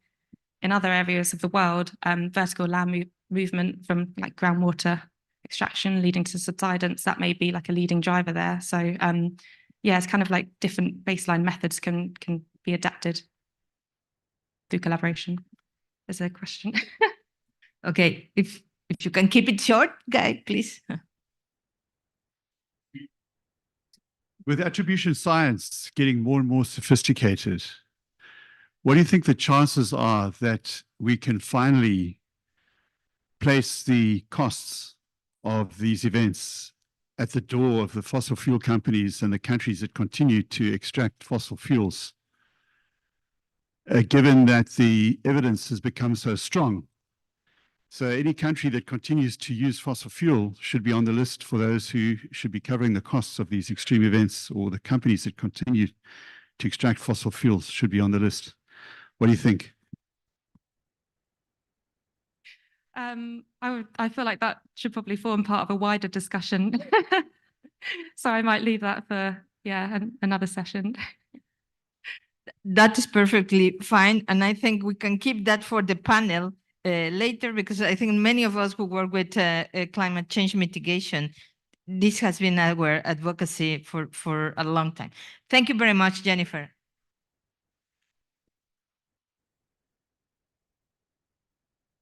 Thank you. And now we continue with the next series of flash presentations. So we have the next one, it's 4.7. And as I am seeing that you are kind of going down, while we welcome our next presenter, I want you to stand up again. Let's reshuffle our brains. Stand up. And because I'm from Mexico, we are going to start a Mexican wave from that side. Just 1 minute. So start over there and we move to this side. 1, 2, 3. Go on. And another round. Come on, people. I don't see all those arms up. One last time. 1. Excellent. Sit down. Now we have recovered. We are focusing again now. So I want to welcome Mr. Adil Al-Saadi.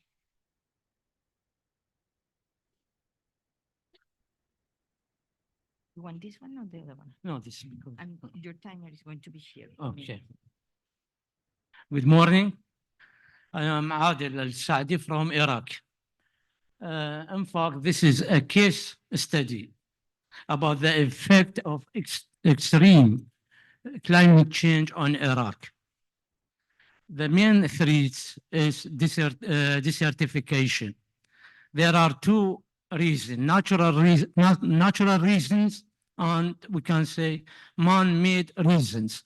The natural reasons is excess of high temperature, very low rainfall, and soil erosion. Also, bad management of policy.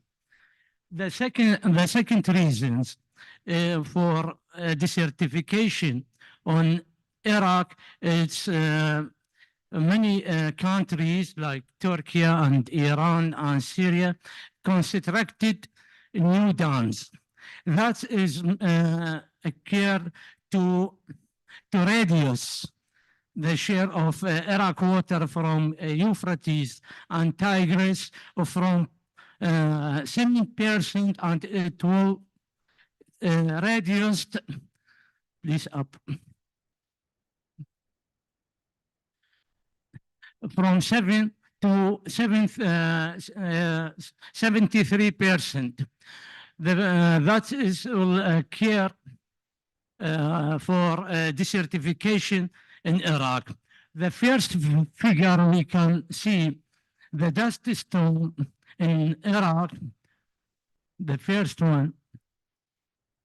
The risk, this is a modest image. Dust storm, severe dust storm. New media reported that Iraq have been hit by at least 8 dust storms in past 6 weeks. And if you know, this dust storm cover most area of Iraq.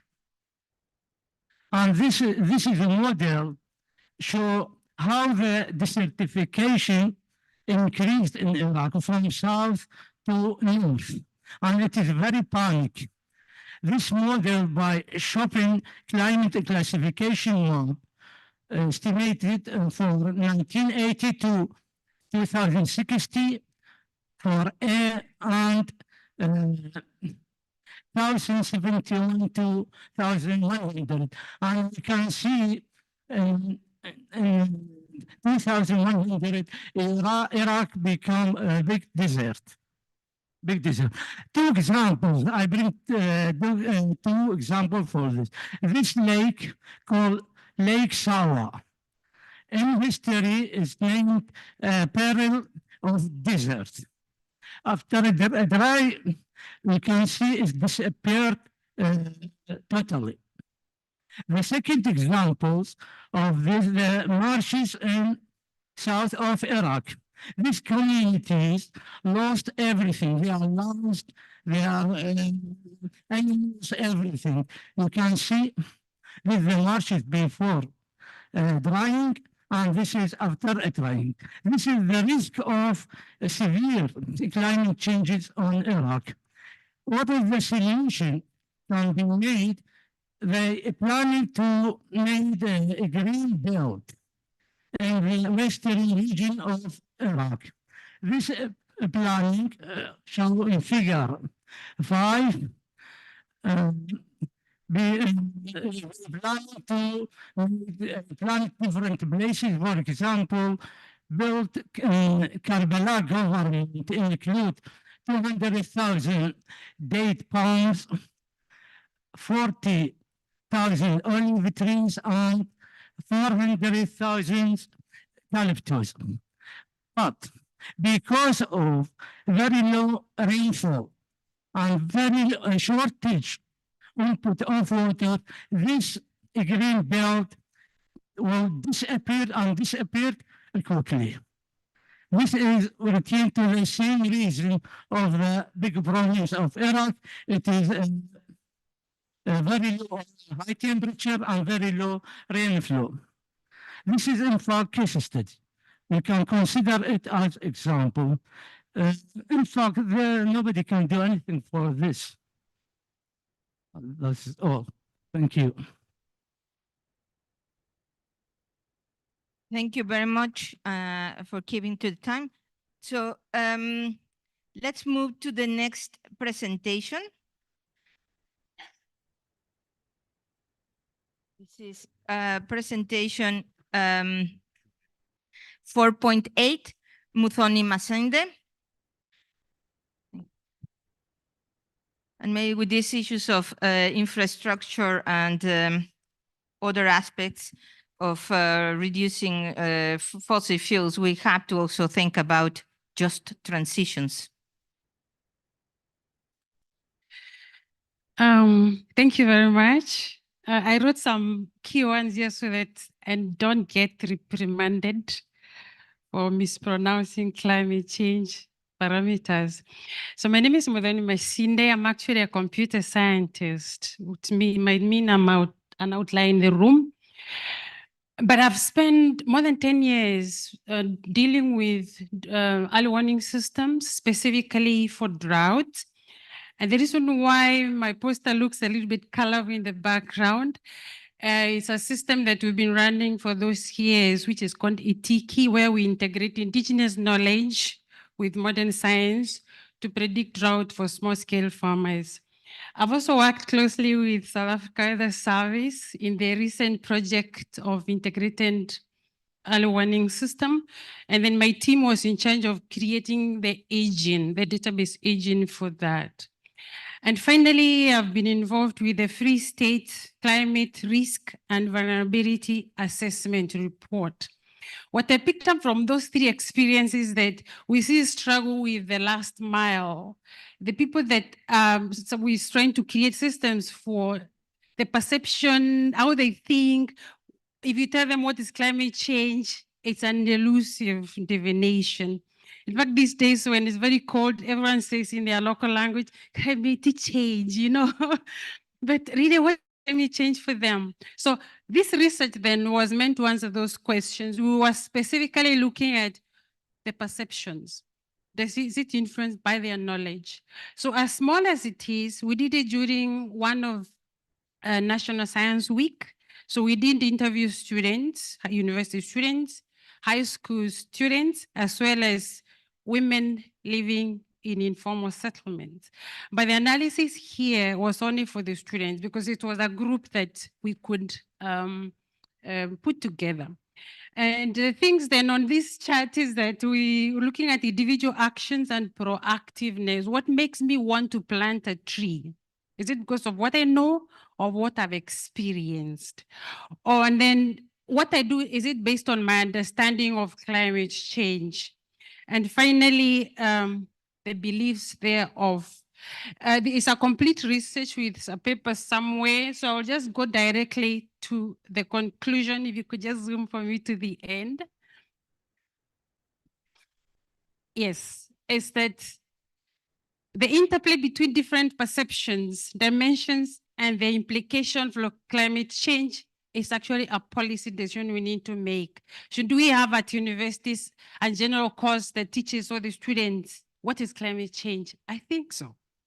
And the second one is that we stress the necessity of an integrated approach that combines education, direct experience, and social context so that we can create policies that works for all of us. As much as we've been dealing with farmers, this research did not analyze the responses from the farmers, so we are going into that. And while I was waiting to come share this research, pictures started coming from my home country of Kenya, where floods have really caused havoc. And I realized this perception is very serious. Some of the people who died, they literally jumped into the rivers thinking they will swim off, but they ended up dead. So I just hope that the policies, that the discussions here today will influence the policy of everyone. Thank you very much.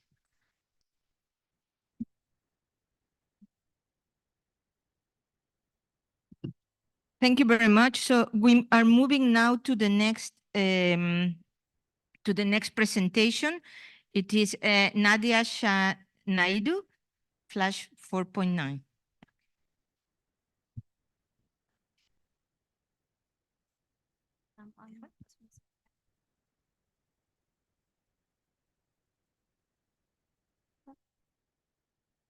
Good morning, everyone. It's great to be here. I'm Nadia Shah Naidu. I'm from the World Resources Institute, and today I'm presenting my research that was done for my master's through the University of Wits. So as we all know, the climate crisis presents a really unique and complex challenge for leadership and governance, with nation states largely failing to meet the ambition required to avert the crisis. Cities have emerged as leaders in this space. But the role of individual actors within city governments in driving the institutional change required has been really understudied. And so this research put forward a few questions. What kind of leadership might be best suited to championing the institutional reforms required to embed climate change within decision-making and city planning? How are leaders enabled or stifled by the political context and the governance context that they work within? What barriers do they face, and what strategies do they employ to overcome the barriers? To answer these questions, the study draws on leadership and institutional change theory. It adopts a critical realist approach that seeks to uncover deeper insights, particularly relating to the political context and the governance realities in South African cities. 15 semi-structured theory-led interviews based on the conceptual model that you see there were conducted with government officials, practitioners, and researchers, all of whom have had extensive experience working very closely with cities. The interviews were then analyzed using thematic analysis. The findings reveal that successful climate change champions possess a combination of technical knowledge, multidisciplinary thinking, and very importantly, political astuteness. Technical expertise alone is insufficient because leaders are required to navigate very complex bureaucratic processes, communicate effectively, and engage in broad and meaningful collaborations to understand and to articulate how climate change relates to a range of developmental issues, political priorities, and public concerns. The study sheds light on the complex and often fraught relationships between political leaders and technocrats. To name just some of these challenges, there can be a disconnect between the political vision and the technical administration, with technocrats sometimes being very critical of plans that they deem to be unrealistic.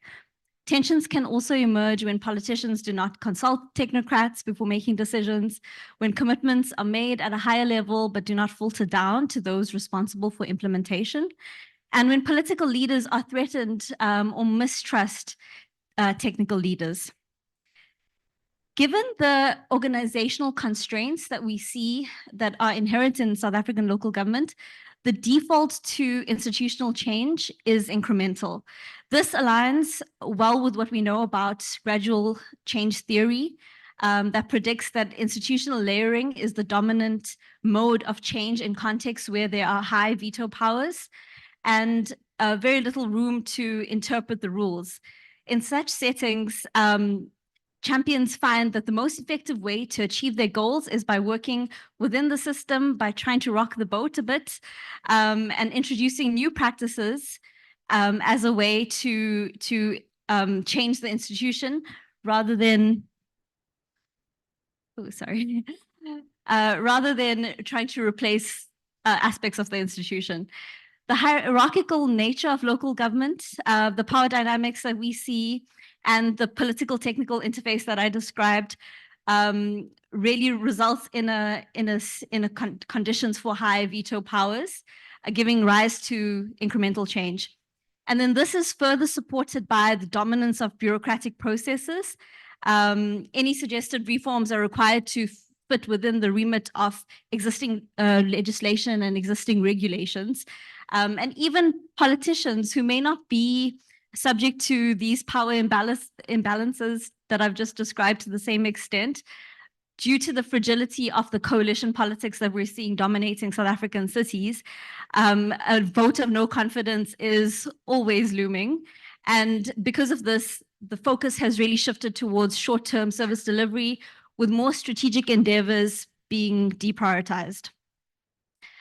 A compelling finding from this study is that incremental approaches, if targeted strategically, can drive transformative change, known as continuous transformation. So rather than standalone projects, we really need to be very strategic about how we embed in climate change within planning, decision-making systems, budgetary processes, performance management systems, etc.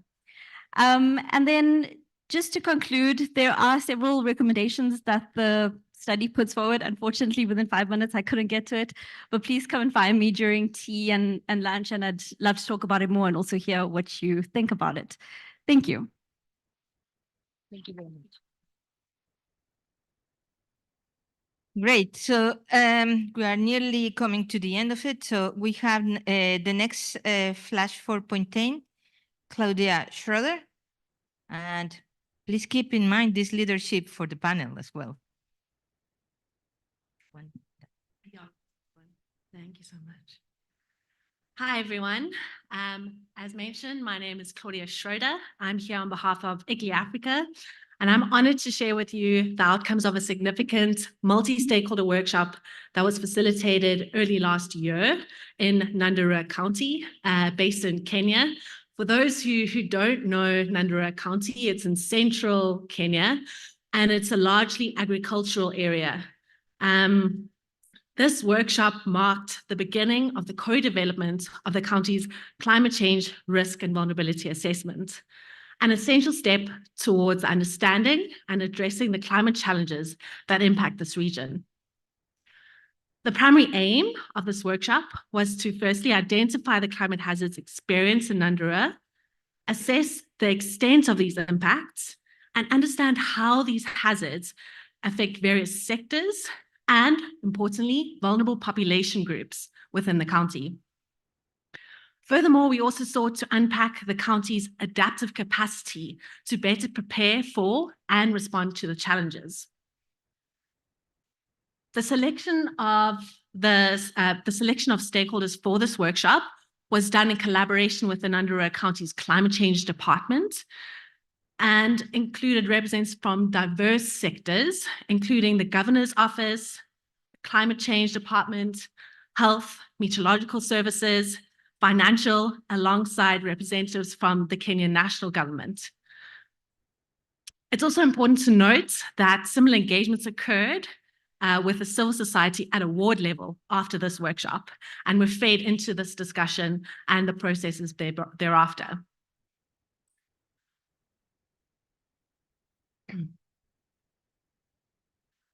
During the workshop, the two most common hazards that were identified were drought and river floods. I think this is something that resonates with many of us in this room today, especially with some of those presentations from the preceding days.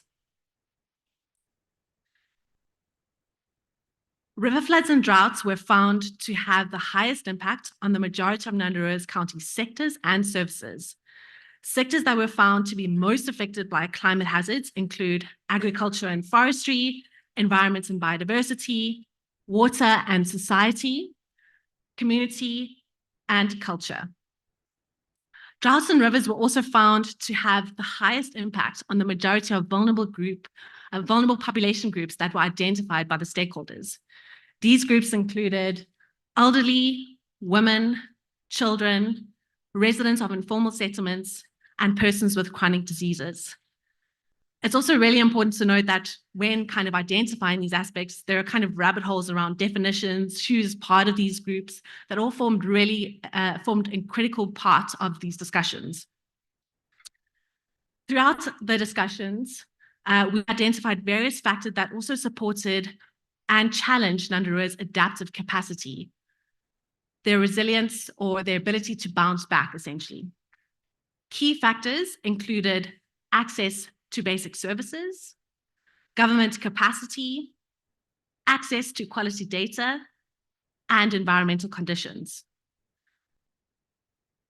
Notably, the workshop participants also highlighted an additional critical component that enhances the county's ability to adapt to climate change impacts: multi-level governance. Nandarua is characterized by strong collaboration and integration between different departments and levels of government. The type of multi-level governance is highly advantageous for building climate resilience, fostering a coordinated and comprehensive approach to tackling climate change. As we move forward, the insights and collaborative spirits from these workshops will guide the development of effective strategies to mitigate the impacts of climate change and enhance the resilience of Nandarua County. In fact, preceding this workshop and the development of the risk and vulnerability assessment, the key outcomes were drawn into the discussions that were used to inform the development of the climate change adaptation plan. Thank you so much. And if you have any questions, please do reach out during the tea break.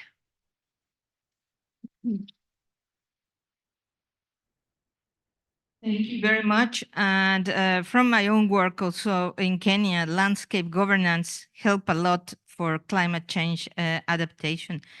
So we are moving now to our last presenter, Indrani Hazel Govender, flash 411. You want this one or that? With this one, you scroll down. Which one?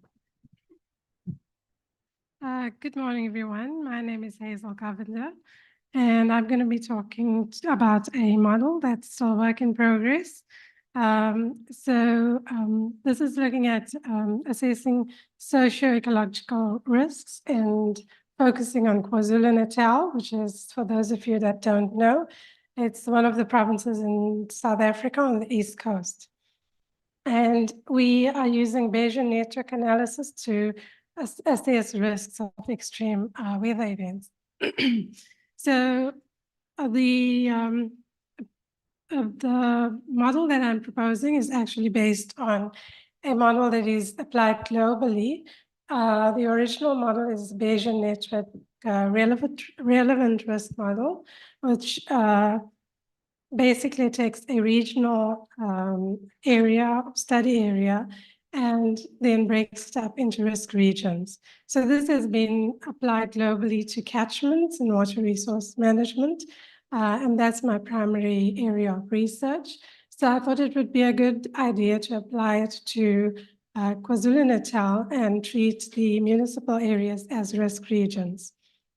So Bayesian networks basically have the ability to represent complex systems and show various interactions.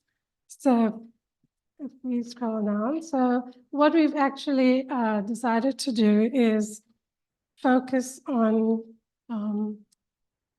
this area of KwaZulu-Natal, and we've selected 3 coastal and 2 inland municipal areas, and it would be a comparative assessment because the risk model that we are using basically compares the different risk regions to look at where are the major areas of priority, how do we then prioritize those areas and resources, etc. So Bayesian when using this model, one would start with management objectives. So what is it that we are trying to protect? What is it we are prioritizing? And so one starts with the management objectives, and here these are what we call endpoints. So we start with a conceptual model and represent the system in terms of the drivers, or what we call in ecology, we normally refer to them as stresses. In this case, we could look at vulnerabilities. Here's your hazards, and that represents all of your endpoints. So for this model, we've basically divided it into the ecological, which is biodiversity protection, and ecological integrity, which also then alludes to resilience. And in terms of the social, we have rural communities, urban informal settlements, tourism, coastal communities, etc. So one would then run that model. After we have the conceptual model, that forms the basis for this. And it's a probabilistic model where each of the nodes is discretized into risk levels. So we use the 0, low, moderate, high risk levels. And you can see it can be very complex. So you could do a very small, simple network, or it can be as complex as you want. However, the more input nodes you have going into these, so we call these the parent nodes, and that's where your data goes in.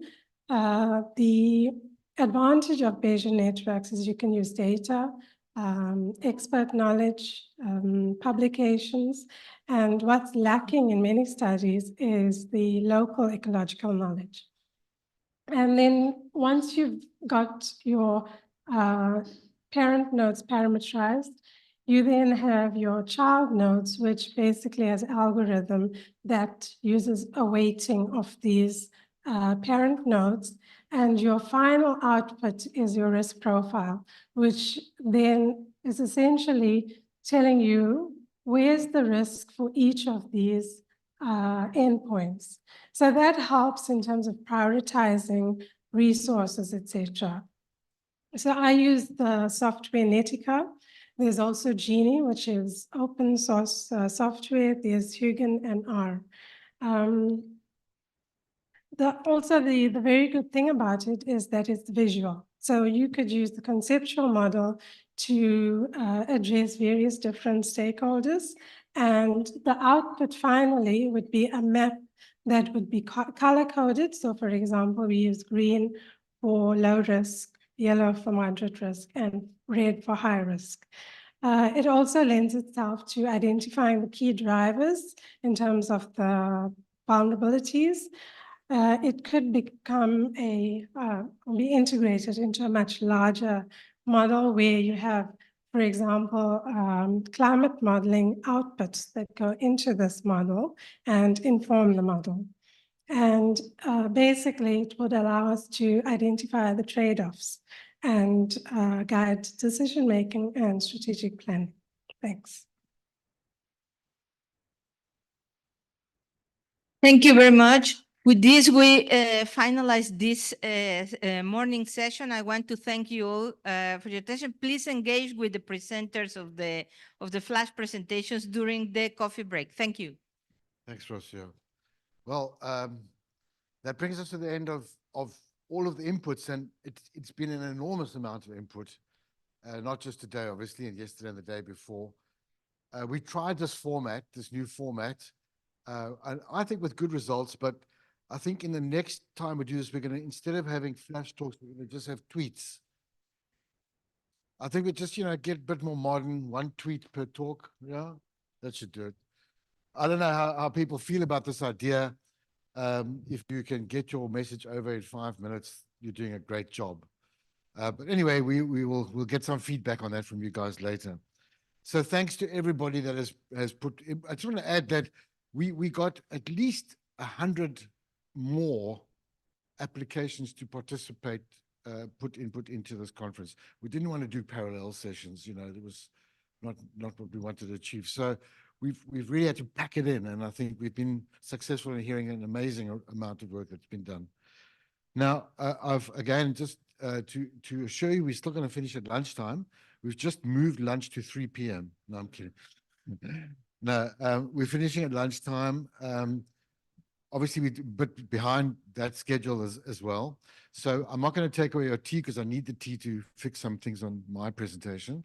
And then we're going to come back and break into one more group because I don't want to shortchange the thematic area that we're dealing with today.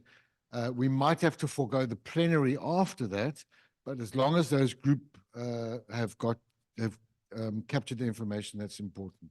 So let's break for tea now, and I'll call you back in half an hour. Okay, thanks very much.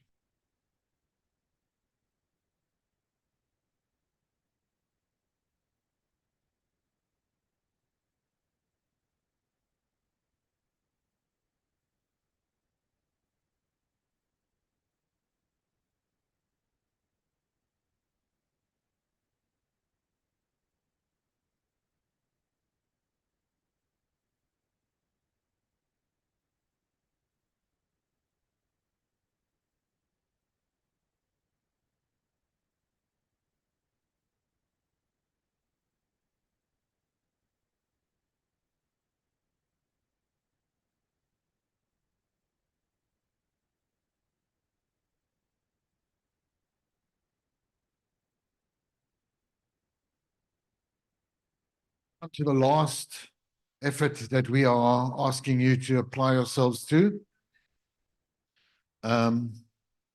So what I propose that we do, we have to start the final session at 12 promptly, because some of the panelists that we've asked to speak are having to leave at 1:45.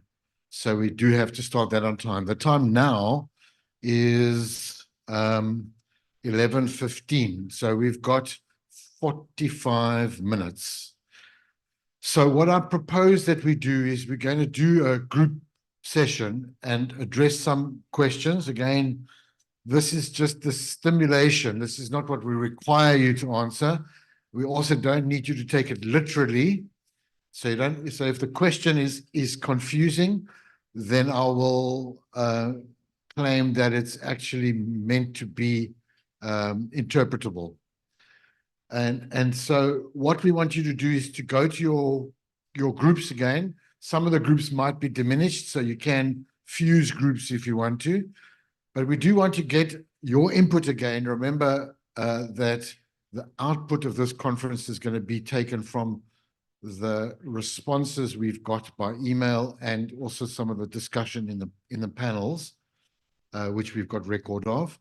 So we want to extract some thinking from you about this element of the implementation of practitioners' work in ECEs.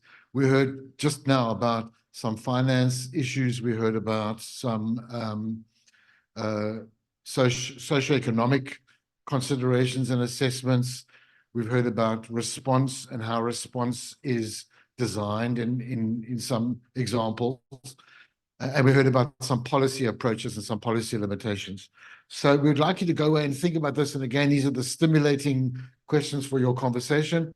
So I'll just interpret these as where I meant them, which is in what way can research, and when I say research, I mean research of all kinds in all fields of research. So not the field I come from, which is in the climate domain, but really all kinds of research. How can it add value to responsibility, to use Johan's term? So how can research contribute and add value to responsibility? And then nothing like a good disaster to focus the mind. How do we use these disasters to influence policy? And I want to say that the sort of gray area between what people are talking about as climate change and this particular manifestation is there. And so the policy influence might be beyond just extreme events, but how do we use this concept of extreme climate events to influence policy, and what are the pathways and levers to influence policy, and in particular policy and its implementation of policy. So things like budgets, what are we going to spend money on? So those are two kind of leading questions, again, to be interpreted as you feel appropriate. And so it's now 20 past, I guess, or 18 minutes past. So I'm going to ask that you all go back to your groups, you know, where you all belong by now, I hope. And I will call you back at about, well, I'll see how we're going. In half an hour to 3/4 an hour at the most, we have to start the panel discussion at 12. Okay, so let's do that. Thank you.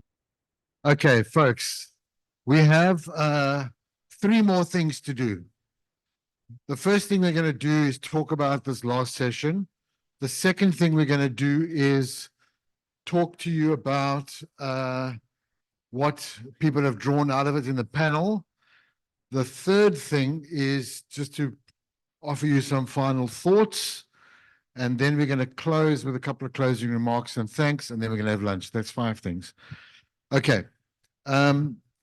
So just to say that, you know, given that we've changed the program and we were delayed this morning, we're not going to hold the plenary feedback from this particular group discussion, which makes it even more important that the scribes and or rapporteurs send us those notes, for which if we need clarification, we'll follow up. So this is in no way reflective of our bias towards the other topics.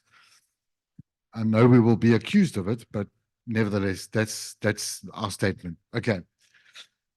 So what we want to do now is to kind of see if we can draw out some good common threads, which may be influenced by the last group discussion. So last night we contacted this group of people and asked them please to prepare something about what they would say are 2 or 3 takeaways from the conference that they have learned. And I'm now going to change the brief and say, you know, things that might have changed in your own mind, things that you've learned that you hadn't thought of before potentially. So I'm going to ask the 7 of you, 1, 2, 3, 4, 5, 6, 7 of you, to bring a chair and just come and sit along the front here, if you don't mind. So that's Jurgens, Mary Jane, Johan, Hector, Dawn, Dora, and Johan Minnie. Grab a chair, say, along the front here so we can all see you. And we will just go in the order that the people agreed to talk on last night. You see, Jurgens was very keen. He was first to agree. He was also the first to ask, so probably explains why. So, really, if you've had a chance just to think about what it is, sorry, I didn't mean to bias this side of the room, but the camera's good there. Okay, so I'm going to just pass the mic over and give you 2 or 3 minutes just to give us 2 or 3 top line thoughts. Thank you. So I'm going to talk to four issues. The first one is, I think, for me, it was really eye-opening to see how much work, you know, is done in this space. There's a couple of people that we interact with from the National Disaster Management side, but, you know, it's very encouraging to see how much work is being done, but it's also concerning to see how much is missed by us. You know, in terms of understanding what is being done and how it should be done. But it links to, you know, how multidisciplinary climate issues are. And we need to find ways, you know, for us to, you know, to take the information that is essentially, if you look at the early warnings pillars that are the observation components, the analysis and those things, I think we're doing a lot of good work there.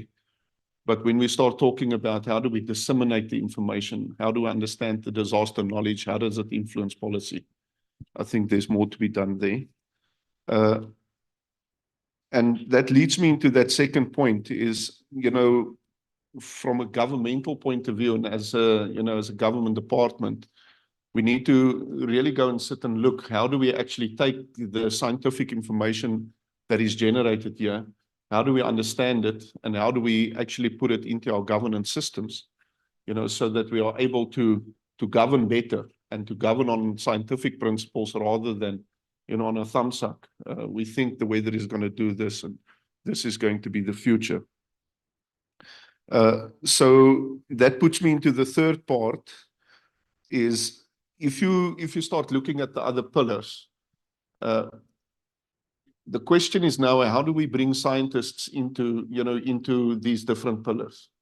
And particularly from where we are sitting at the National Centre is, I think there's much more work that needs to be done to ensure that the early warnings that are created and the multitude of different layers of that, what should be created, actually gets to the people that require the information in a way that it's not filtered, in a way that people can understand the information, but also draw their own conclusions, and then allow them to make the decisions that they need to take. I think the last one that I want to touch on is, given all the lessons that we've learned here, and there are many of them, and you realize that when the people present and you look at the screen, there's much more to each of those documents, that is presented as a flash. How do we prioritize these things so that we don't get busy trying to do all of it and we don't get, to the real substance? I mean, there's very important messages there, but for me, there has to be that 20% that will take you 80% further than what you normally would have been. Thanks, Jude.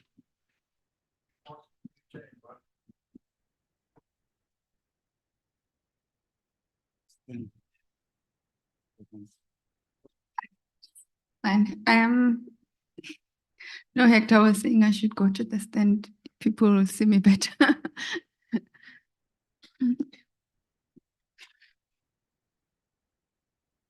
All right, so I think the way I'm gonna discuss what I see as take-home messages will kind of be structured according to the pillars that Johan showed. I think first, just in terms of understanding what the risks are, what we are exposed to, what our vulnerabilities are. I think it was clear that there's actually some work going on there. I mean, we saw presentations showing analysis made from MDAT data sets from the KLAM, but all the presentations that touch on that kind of said this data set is not perfect. So I think there's a question there around whether are we recording these extremes as they are occurring and their impacts adequately. And if that's not happening, then there has to be a discussion around who's responsible for doing that. And is there a platform that needs to be developed where that data, can be made available. And it's also going to help us with loss and damage. Then on the monitoring, observations and forecasting, I think if we were to compare the presentations this week versus what you would normally see, say, at SASAS, I don't think we've touched a lot on where we are just in terms of predictability, but just from the discussions, during the coffee breaks, during lunch, it's clear that we still have challenges there. We did work when I was still at SOURCE, where we were looking at the performance of the unified model in simulating thunderstorms. I think that paper was published in 2017 or 2018, and we found that the unified model was able to capture thunderstorms, how big they were. So the unified model was able to capture that, but the intensity, it did not capture. And then later on, I did work with CCAM, where we were looking at the intensity of rainfall associated with cutoff loss, and we also found that the CCAM underestimated that. So that is work that we still need to do. I think even around ENSO, with the long range forecasting discussions with Willem and Ross, that I think in the room would know a lot about this. I mean, there were discussions around how is ENSO really impacting us? What is the mechanism? We still don't understand that. So it shows there's still a lot of work that needs to do just in understanding those basics. Then there was actually a lot being said also around dissemination, what needs to be done. Johan talking to engagements they are having with the satellite companies regarding communicating these disasters. I think there is some improvement. I think ever since the Weather Service, for example, started introducing the media releases. Generally, the information goes out there because, you know, the news companies, the newspapers, they pick up on it and then they all report on it, but we are still not able to reach everybody. So there's still, I think, quite a bit that needs to happen. I think SANSA also copied that, you know, 2 weeks ago, there was that solar storm and it was all over Twitter, and I was reading comments from people that were saying South African what? Like, so basically people were saying they don't even know that there's a space agency in South Africa. So these media releases kind of help just in terms of telling the communities that we've got some capacity, we've got some information that's available that can assist just in terms of early warnings. But more needs to be done there. I think with this last part, I won't really speak too much about the responsibility because it's not really my area. But in the group I was in, they were talking about issues around just, you know, being able to manage better. So as like farmers, do they look at the forecast? Do they make any decisions? You know, informed by the warnings that are coming out, or do they just continue as if there's no information that is available? I think with the issues around drought, we know, for example, within Zion, we are conducting research in Maputa land where there are people planting eucalyptus for commercial purposes, and that is apparently impacting the water levels. And the idea is that if the landscape were just left to become a grassland, you would actually increase water security in that space. So I think there are things where it's just we are dealing with the extremes, but there are issues where the responsibility is just linked to, you know, being able to manage better.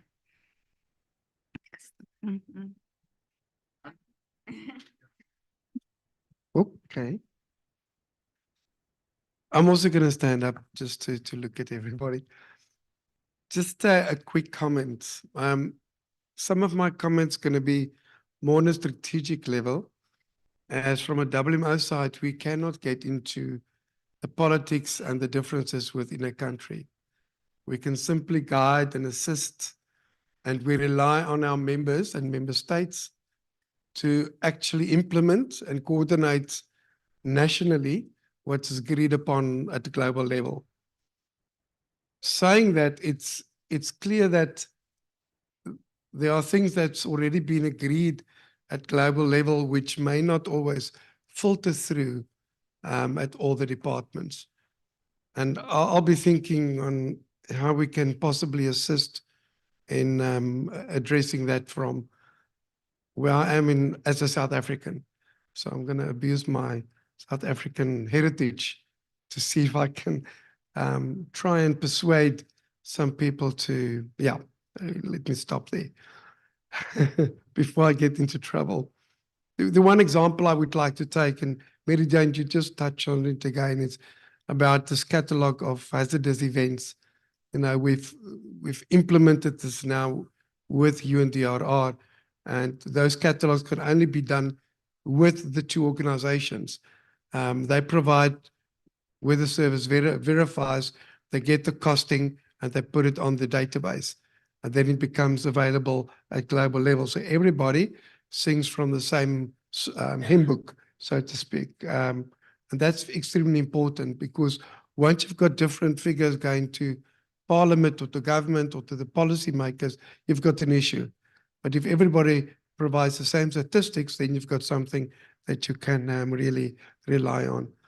Therefore, just a couple of high-level points as promised, Neville, and then I'm going to abuse the situation, but also some 3 points to say thank you while I've got the microphone.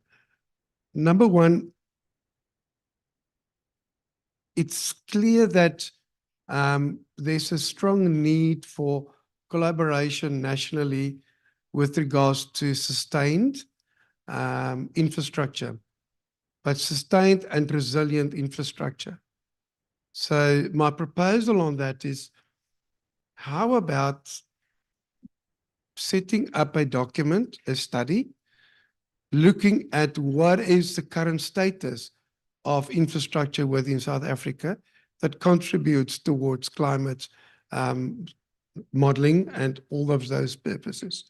We saw one of the maps, I can't remember which, who presented it, with all the different colors, infrastructure supported by various departments. But the one thing that did stand out for me is that most presentation speaks about the information they got from the National Met Service, not only Weather Service, those that I saw from international agents. And that's possibly because there's agreed standards, guides and guidelines that are used at global level because it can be defended. So maybe take a step back, let's have a look at the national process where we are as a country, our infrastructure, where can it be redistributed? And then the next one, I think Charlotte mentioned it, is ring fence the funds to sustain this over a period of 10 years.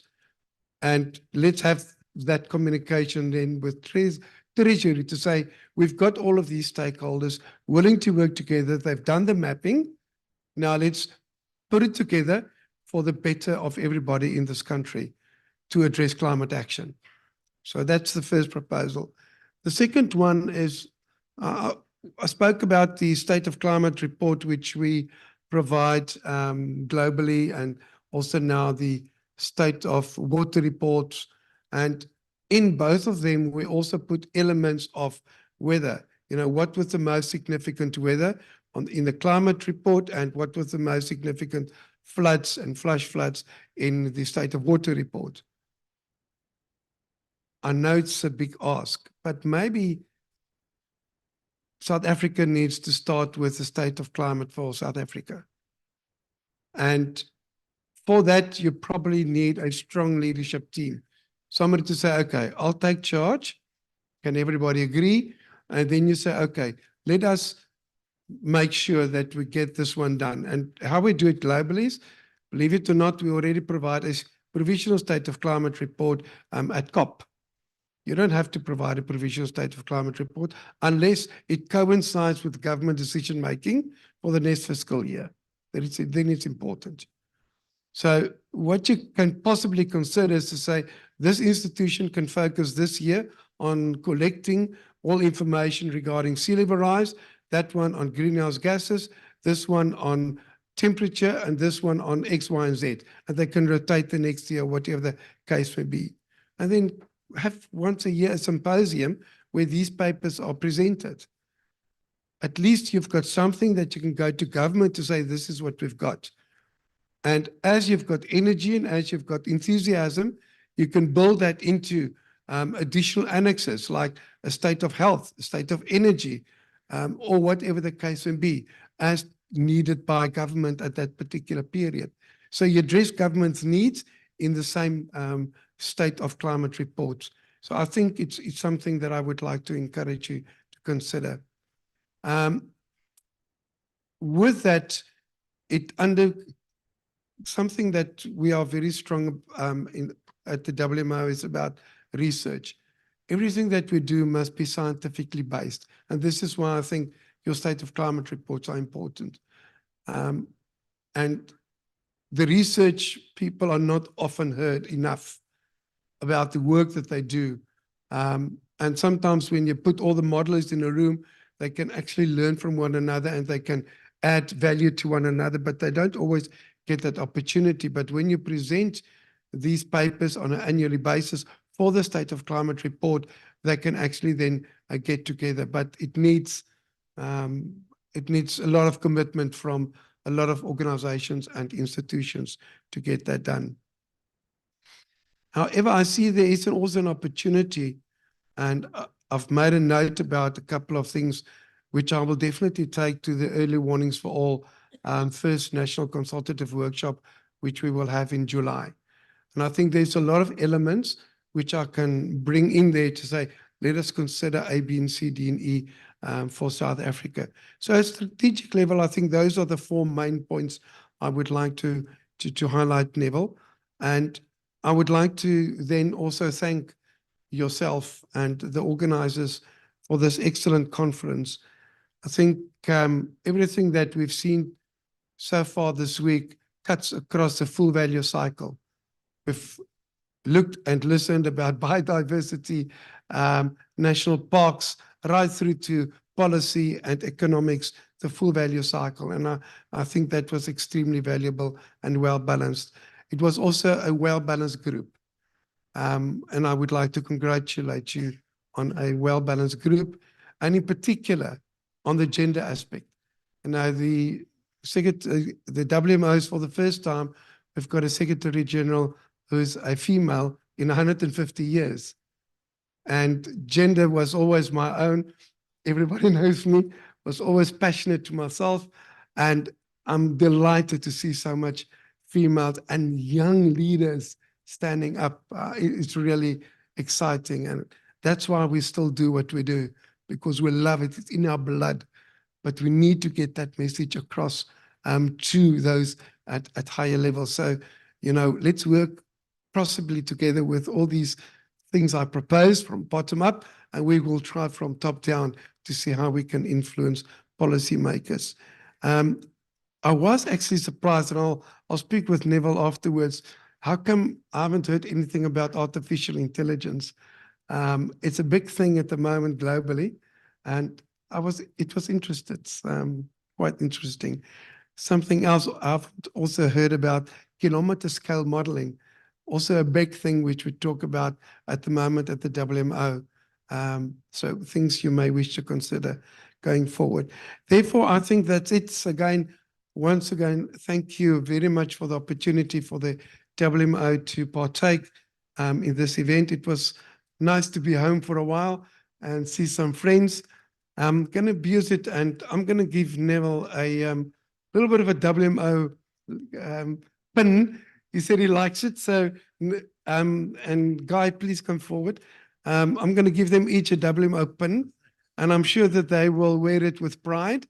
And hopefully we will see them. And I'm encouraging all of you. We often advertise positions at the WMO. So if you've got the energy to work hard, but through a very bureaucratic process, let me underline that. It sometimes goes extremely slow as a team, but we go together as a team. Not because when you go fast, you go alone. So it's really slow sometimes because there's not a lot of people, a lot of work, but it's really satisfying when you go to a country and you see what you've done.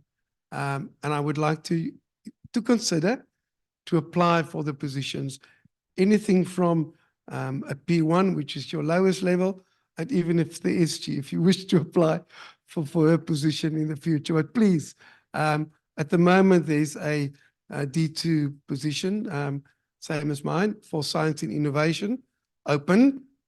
Let me repeat that. A director, D2, at my level, science innovation open at the WMO. We'll also look after, in the future, we'll also look after capacity development. So all the best, and thank you very much.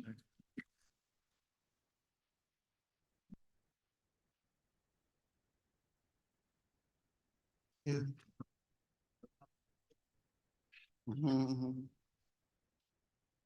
Okay, thank you for the opportunity. Mary Jane sitting next to me, she managed to read my notes. So she had the chance to come before me. Anyway, thank you. I would say a key highlight for me is the advances in the science. Let me give you a bit of background and context. I trained as a meteorologist 24 years ago and practiced as a forecaster for some time. And there were several things we didn't quite understand the way we do them today. and even our ability to forecast the weather and predict the seasonal climate was much limited than it is today. So from listening to the talks, the presentations here, I'm speaking from 24 years of experience to say, well done, there's so much we now know, even though there's still so much we still don't understand. Of course, one thing was clear from the presentations that the diversity of extreme events, from flood events, drought events, wildfires. Of course, we know of that droughts often come as compound extreme events with heat waves.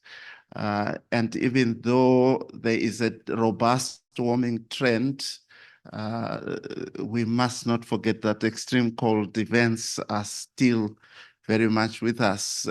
And therefore, my professor often talks about the tails of the distribution. Instead of looking at just the trends and the means, let's also look at the tails of the distribution. That's where the impacts are, where you have the extreme heat, the extreme cold events, the tails of the distribution. And so, as I've indicated, that there is significant understanding of many of these events, including the immediate causes. Mary Jane was able to demonstrate that that, for example, cutoff lows, pressure systems are dominant in terms of producing flood events in South Africa, especially the subtropical, the southern districts or the southern provinces, while probably tropical lows or tropical systems are the leading cause of flood events in the more northern provinces.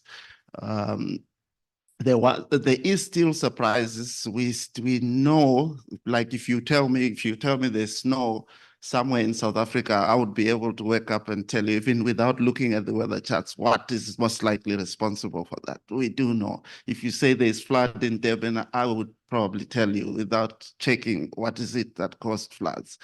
But we do get surprises. That's why you saw we presented on an extreme cold weather event, which was exacerbated by a cutoff flow that was located far away from South Africa at sea, and it extended to the surface. You might know about cutoff low pressure systems that they are middle to upper level weather systems, but rarely do they actually extend to the surface.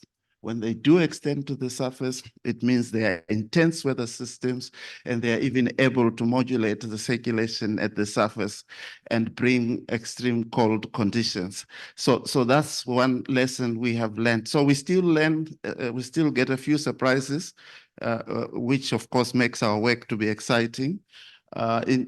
There is, of course, a number of discussions around this longer time scales. I think Stefan, Willem, Rose did talk about the El Nino Southern Oscillation. And I like the idea of the variety, the diversity of impacts, ENSO impacts, and the fact that ENSO itself has got a variety of forms. You don't have one El Nino pattern. We have several patterns of El Nino, and then of course, what is the role of other factors such as the Indian Ocean or dipoles in the tropical Indian Ocean, or even the subtropical Indian Ocean. What about the Mozambique Channel? Some of you might have observed that sometimes we do get tropical cyclones forming inside the Mozambique Channel. And we have seen that even during big El Nino events where we don't usually expect tropical cyclones to make landfall over the subcontinent. So that's something that's interesting. In terms of predictability, Mary Jane has talked about weather models.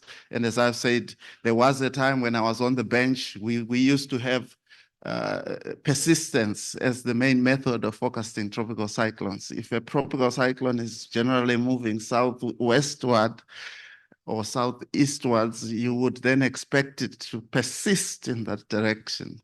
But now with ensemble models, the skill is very good. But that's before landfall. After landfall, there's still problems there. I wouldn't trust weather models today after landfall. If you are going to look at any weather charts, please be careful. when a TC has made landfall, the forecasts are still not very good. There's issues which came up, of course, around tools such as nowcast tools, weather radar. Of course, that one is an issue of costs. Weather radars are very expensive, and you find across Southern Africa, and I mean Southern Africa, Prof. I don't mean South Africa. It's very expensive to procure weather radars. They're very expensive. So you find that there are very few operational weather radars. In terms of upper air observations, they are also expensive. And so the observation side is we're still grappling there. Even though there's been vast improvements there, but there's still problems with observations. The last part I want to highlight is probably the most important, which is even though we now know so much, our tools are able to predict, to forecast, but there's the communication part, which has been neglected. I've always argued that the science has advanced more rapidly than the user community, especially in Africa, south of the Sahara, where our users are not particularly sophisticated users who we often feed with probabilistic terms, probabilistic forecasts, an 80% chance of rainfall, a yellow warning, Dawn, a yellow warning. So you find that the question is, are we producing relevant information? And it goes to one of the keynotes that came, it goes to, again, first from the UK Met Office, the socio-meteorology, and then, if you remember, the talk from Bruce about communicating robust information. Are we communicating robust information? Are we communicating the information with the users require, which the users need? And then ultimately, can the user community make decisions based on the information we are providing them? What decisions can they make? And then there's the issue, and I was talking to Bruce now, he mentioned societal consequences. Can you make a decision? What is the consequence of the decision that you have made if you are a decision maker? If you are a forecaster or if you are a disaster manager, what are the consequences of ordering an evacuation in an area? So I think that area is something we still need to work on, the socio-meteorology, the robustness of the information we set out there, and of course, to highlight the limitations of the science that still exist. Thank you.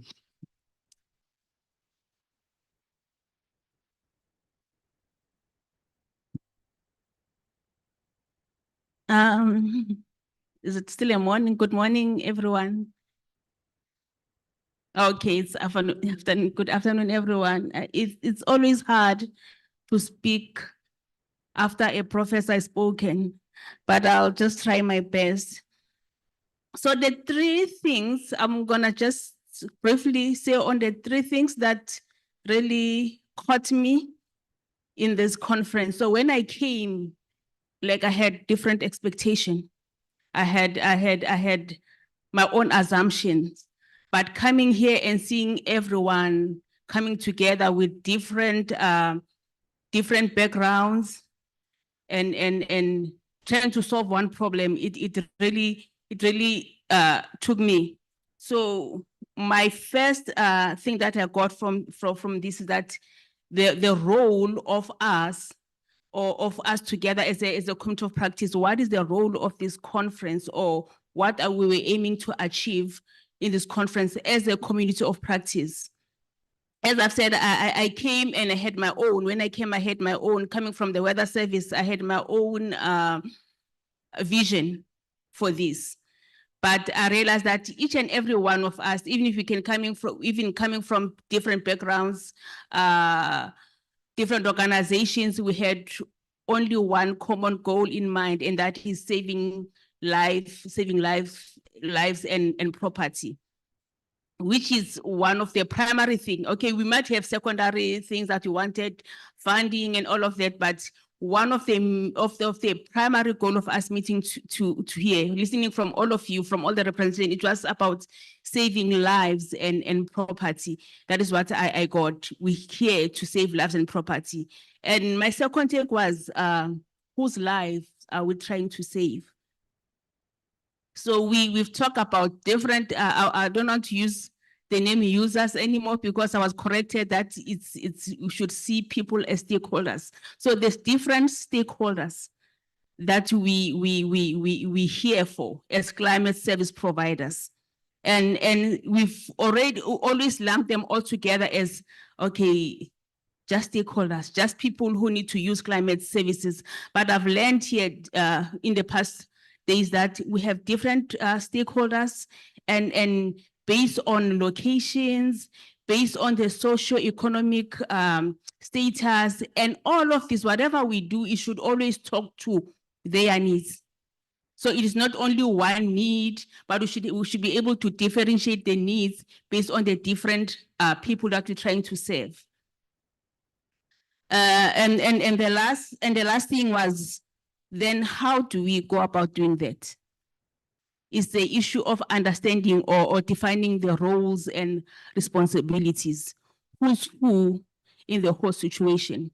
We have different expertise and we have different mandates which we have to respect, but we should understand that this is the whole value chain of us working together to try and save lives and property or try to reach out to the relevant stakeholders. One of the speakers in this days said, is the whole value chain. And each and every person has a responsibility in that, in playing his or her role. And from my perspective as a person from source, I will see that as from observations, data management, products development, and all of that. But we have all expertise, and if we can work together, we can reach a common goal. And one of the things that we can work towards is having a very good observation infrastructure. Data is one of the key things. But let's start with the infrastructure. When you're talking about infrastructure, all your weather observations network, it should be in place and it should be adequate. We're still lacking as South Africans in that regard. We are leading in Africa, but we're still lacking. We still have gaps and it's deteriorating, but it's the responsibility for all of us to make sure that to ensure that we have good infrastructure, because without good infrastructure, we cannot go anywhere. Not only about our station networks, but also our research infrastructure, your high performance computing, and all of that. We have to have that in place for us to move forward. Coming to data, data is an issue. We really need accessible data, but not only weather data or climate data. All types of data is necessary, and there's no data that is useless. During our discussion today with my group, we talk about response data that is missing. So people will come and make rulings and make resolutions based on typical scenarios. And it will assist the nation, it will assist the different municipalities. But after it has been used, it has been thrown off. It is nowhere to be found. So we need to have data that is digitalized, all types of data. Your response data, your disaster statistics data, all types of data, we need to have them in a centralized location. And by that, we'll be winning. You know, as a weather service, we have number of data in a paper format, very valuable data that still needs to be digitalized. And we're still struggling in that area. So that from where, but if you look at other organizations, they also have data. Some of the data we ignore and think it is useless. We think it cannot be used, but all data is important, and we need all types of data. Your load shedding data. I don't want to count all, but the mere fact that as we are here together as different organizations, let us also understand that the data that we work with is important. Don't undermine it. Don't look at data as climate data only, but all data, we need all data, and you should have access to all types of data in a centralized system where everyone can have the data. I know that currently our data policy is closed, but it is a need for the country to be able to have all types of data. And as a country, it is not my responsibility or SWOT's responsibility to open up the data, but it also lies with each and every one of you to do his part in making sure that we have data that is available for all of us. Thank you.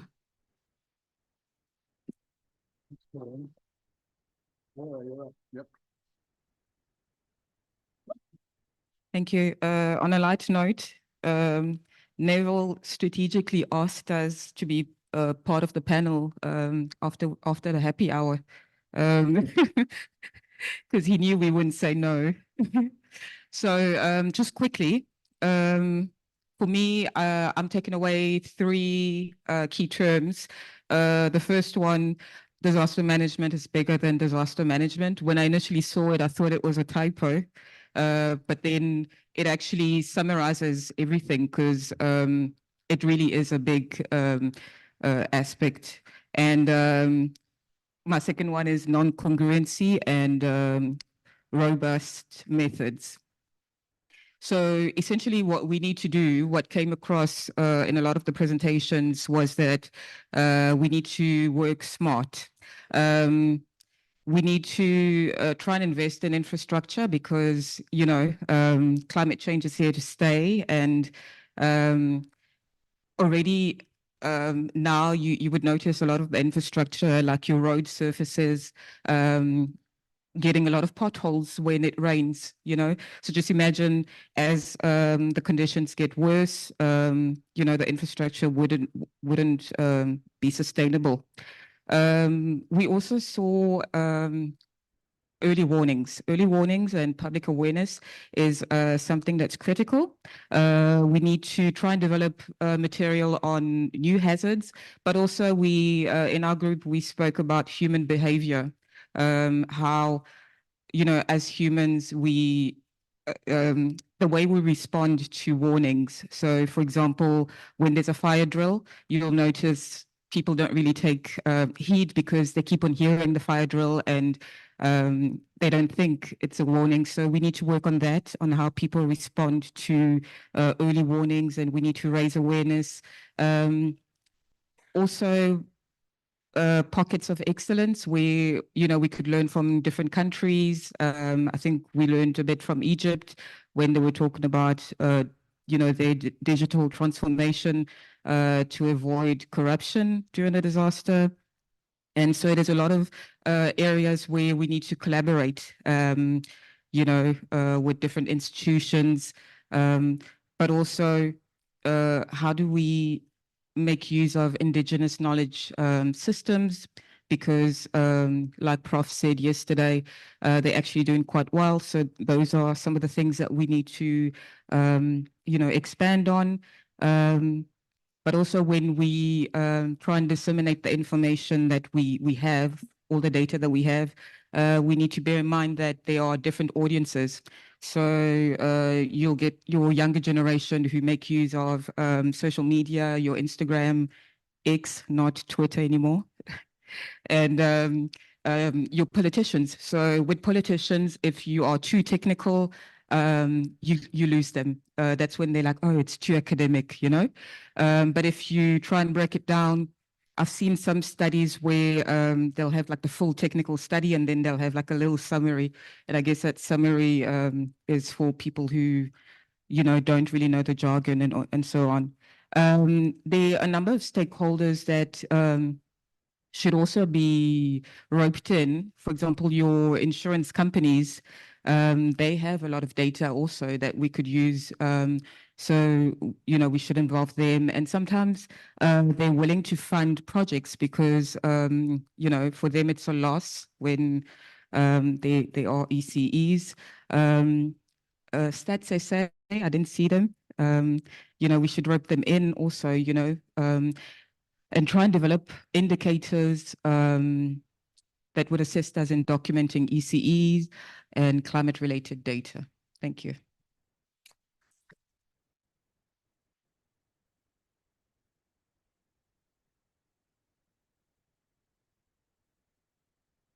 Finally, the last one, sure. Is it?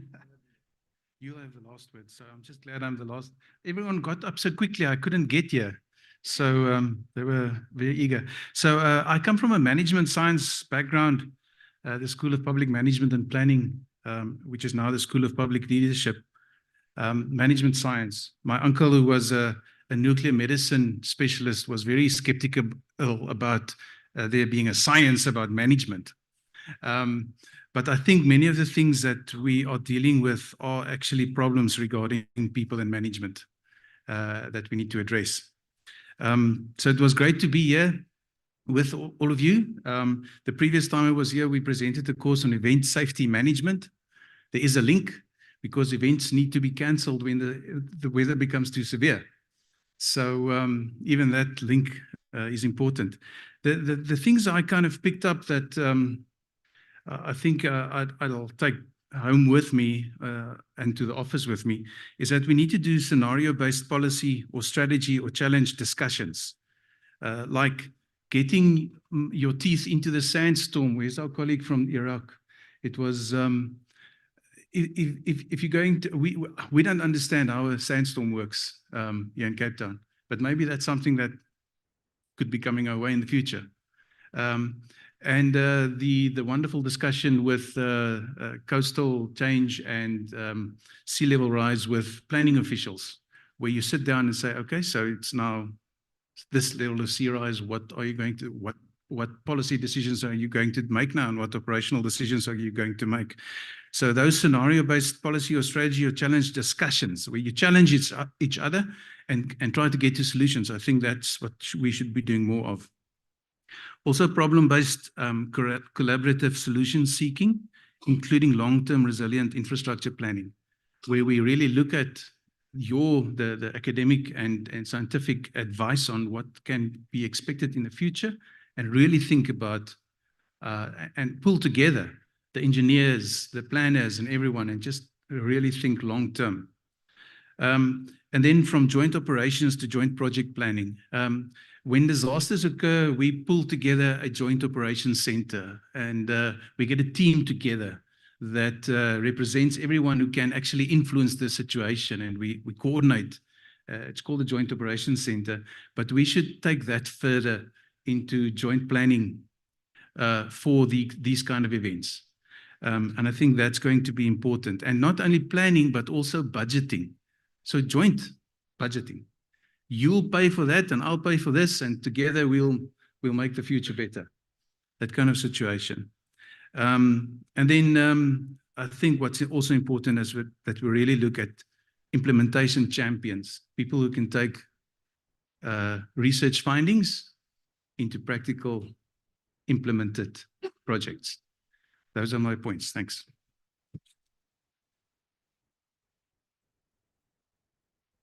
Okay, so according to the new schedule, we still have 5 minutes left, and I just want to open the floor and see if there are any questions or comments on the points of view of our panelists. Professor, microphone. And please keep them as short as possible. Thank you, Neville. Thank you, everybody, for that wonderful input. I just want to add maybe one key issue around, if you want disaster management to be active, where should it sit? So for me, disasters hit at a local level, and in South Africa, if it is not in the IDP, it's not going to happen. So I think we need to find then a way of taking all these issues into the IDP, because that's where everything happens. What IDP is in a Oh, sorry. Integrated Development Plan. Thank you. Any other comments, Nisrin?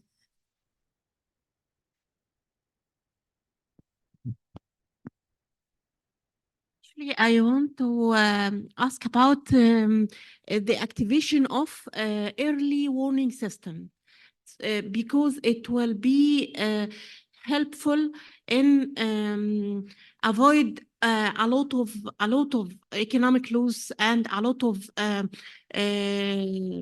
loss of security and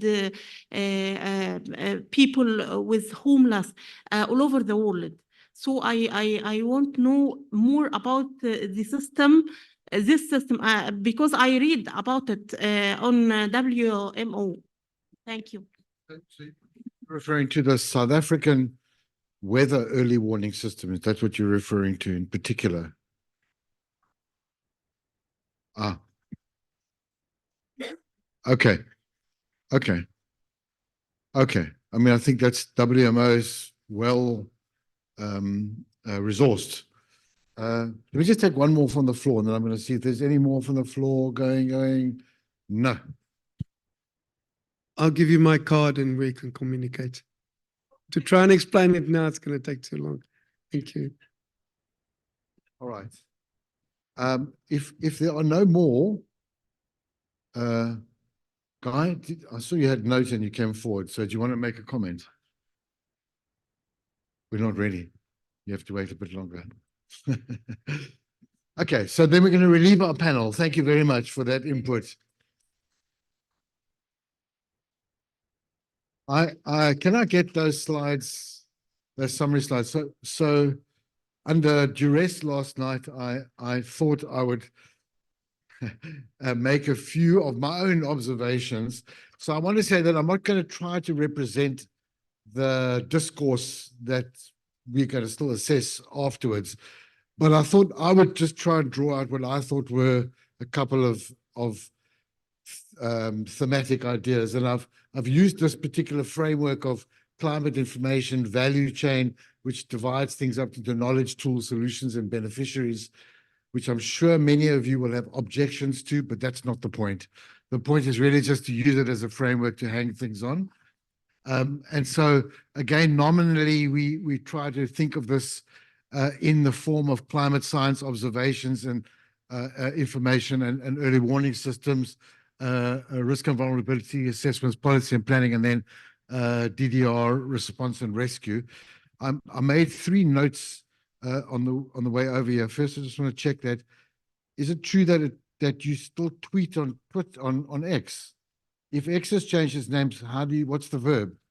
To what? To X on X. I see. And then somebody mentioned Stats SA, and then earlier in the meeting, the word Stats SA came up as a model of an institution that performs a duty for the public good, which is fully funded. And I just thought that's worth remembering because that's something which is a model which can possibly be. Then the general point I want to make is that I think that what ECEs do, these extreme climate events do, is they are almost like a subsample of all of these disciplines. And in a way, it's an opportunity for us to get adaptation right, because here's something very focused and really real, and it does draw on all of the climate change questions, but it concentrates it in a way, and it's very real. And I think there's more leverage and more attention to this because it's so real. I think it helps us focus it. And so I think that's what really we wanted to look at here, is to see it as a way to kind of test, if you like, test the opportunity for getting adaptation in place for broader questions. So the next slide, please. Sorry, I've got the clicker here. So then these are just some of the ideas I was thinking. I'm just going to stand here so I can see what I've got on the board. Just some of the ideas around the things that kind of struck me. One of them from a climate science point of view is what's happening to the average. And again, we heard in some cases that I think it was Christine's talk on the T-max, or that the range is changing. Maybe even in neutral years, in neutral years even, that what we're seeing is really the average is not telling us as much as the range is telling us, and the extremes are telling us. And I think that's important to consider. Obviously, there's the question of the models and how useful they are at different timescales and for different applications, different models. There's the question that was raised about the congruence at at longer term timescales, and how we deal with uncertainty in all of that. But I think ultimately here in the climate science, the question is how we manage space and time scales because of the range of different needs and applications, which are all different on different time scales, depending on what you're planning for and what your time horizon is and how you're using this information. So from the weather side of things, I wanted to stress this point that an extreme climate event is not necessarily a disaster, or doesn't always lead to a disaster. And a disaster isn't always caused by an extreme event. It might be the square of the wind, as you said, which reaches some threshold, which has impact, which might not necessarily have been regarded as an extreme. And we heard a lot about the different systems, the dry lines, the dry lines. So those cross lines are meant to be over the equal sign. Dry lines and the associated storms, the cutoff lows that we just heard more about, the kind of frontal berg winds, the tropical storms, the compound effects. They're all of these different weather systems and how we associate them with what kinds of extremes, whether they're failures of rainfall or excess rainfall. We have to kind of categorize all of these. I still think there's work to be done on trying to do that. So then there's the systems and there are the effects. So then there's floods, fires, hail, heat, storm surge, whatever they might be, and trying to figure out what is where, when, and historically, I think is an important kind of categorization of extreme events. And then there's, of course, the impacts. So we've got the extreme event, we've got the hazard resulting from the extreme event, and then there's the impacts on who, when, where, for how long, and what kind of impact. Is it on life, health, infrastructure, housing, transport? So in a sense, it's like multi-dimensional. And I was thinking of this analogy of like a polished diamond that we all look at, but we look at it from a different facet, and we have to try to construct the whole out of the sum of these parts. Then there was the seasonal scale stuff. And again, ENSO, raised its head, and ENSO is so obviously important in combination with other distal weather systems, but still ENSO being the sort of like key driver, especially in this part of the world.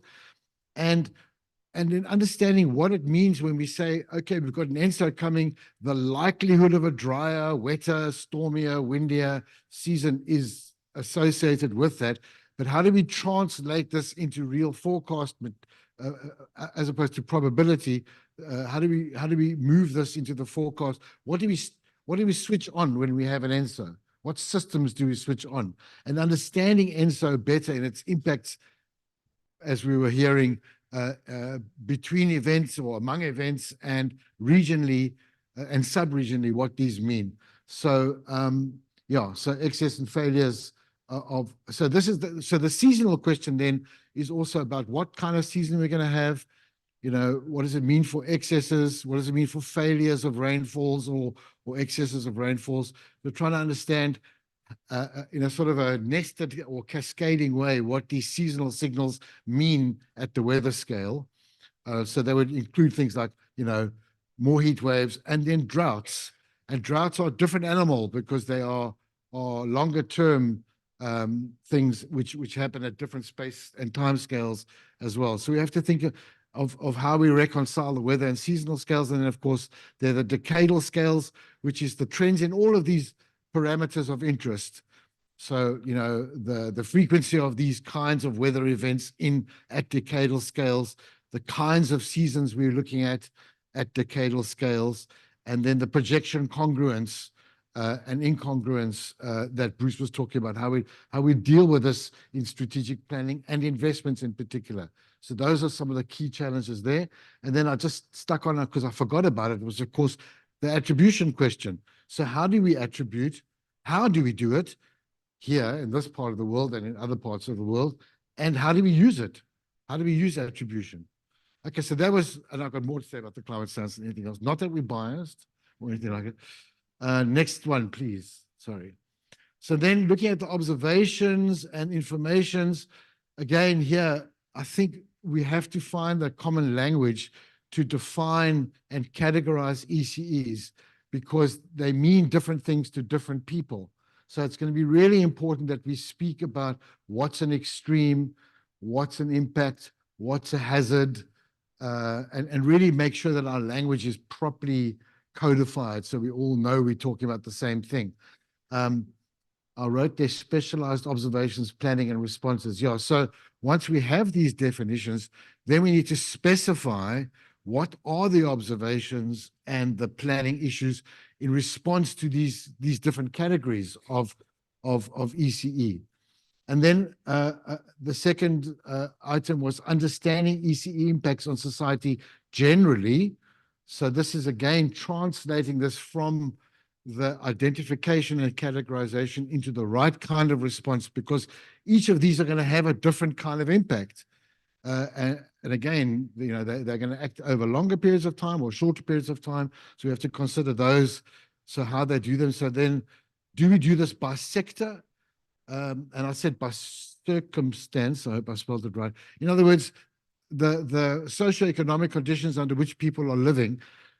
How do we have to do it in all different ways. How do different sectors and then the sectors, subsectors within them, as we were discussing, using this kind of synapse approach, to what level of granularity do we go in trying to understand what kind of information is needed? And then across socioeconomic gradients, for want of a better phrase, where we have people living in different circumstances with different vulnerabilities. I wrote here facetiously last night that one person's extreme event is another person's wave to go surfing on, which is what happens in Muizenberg, where I live.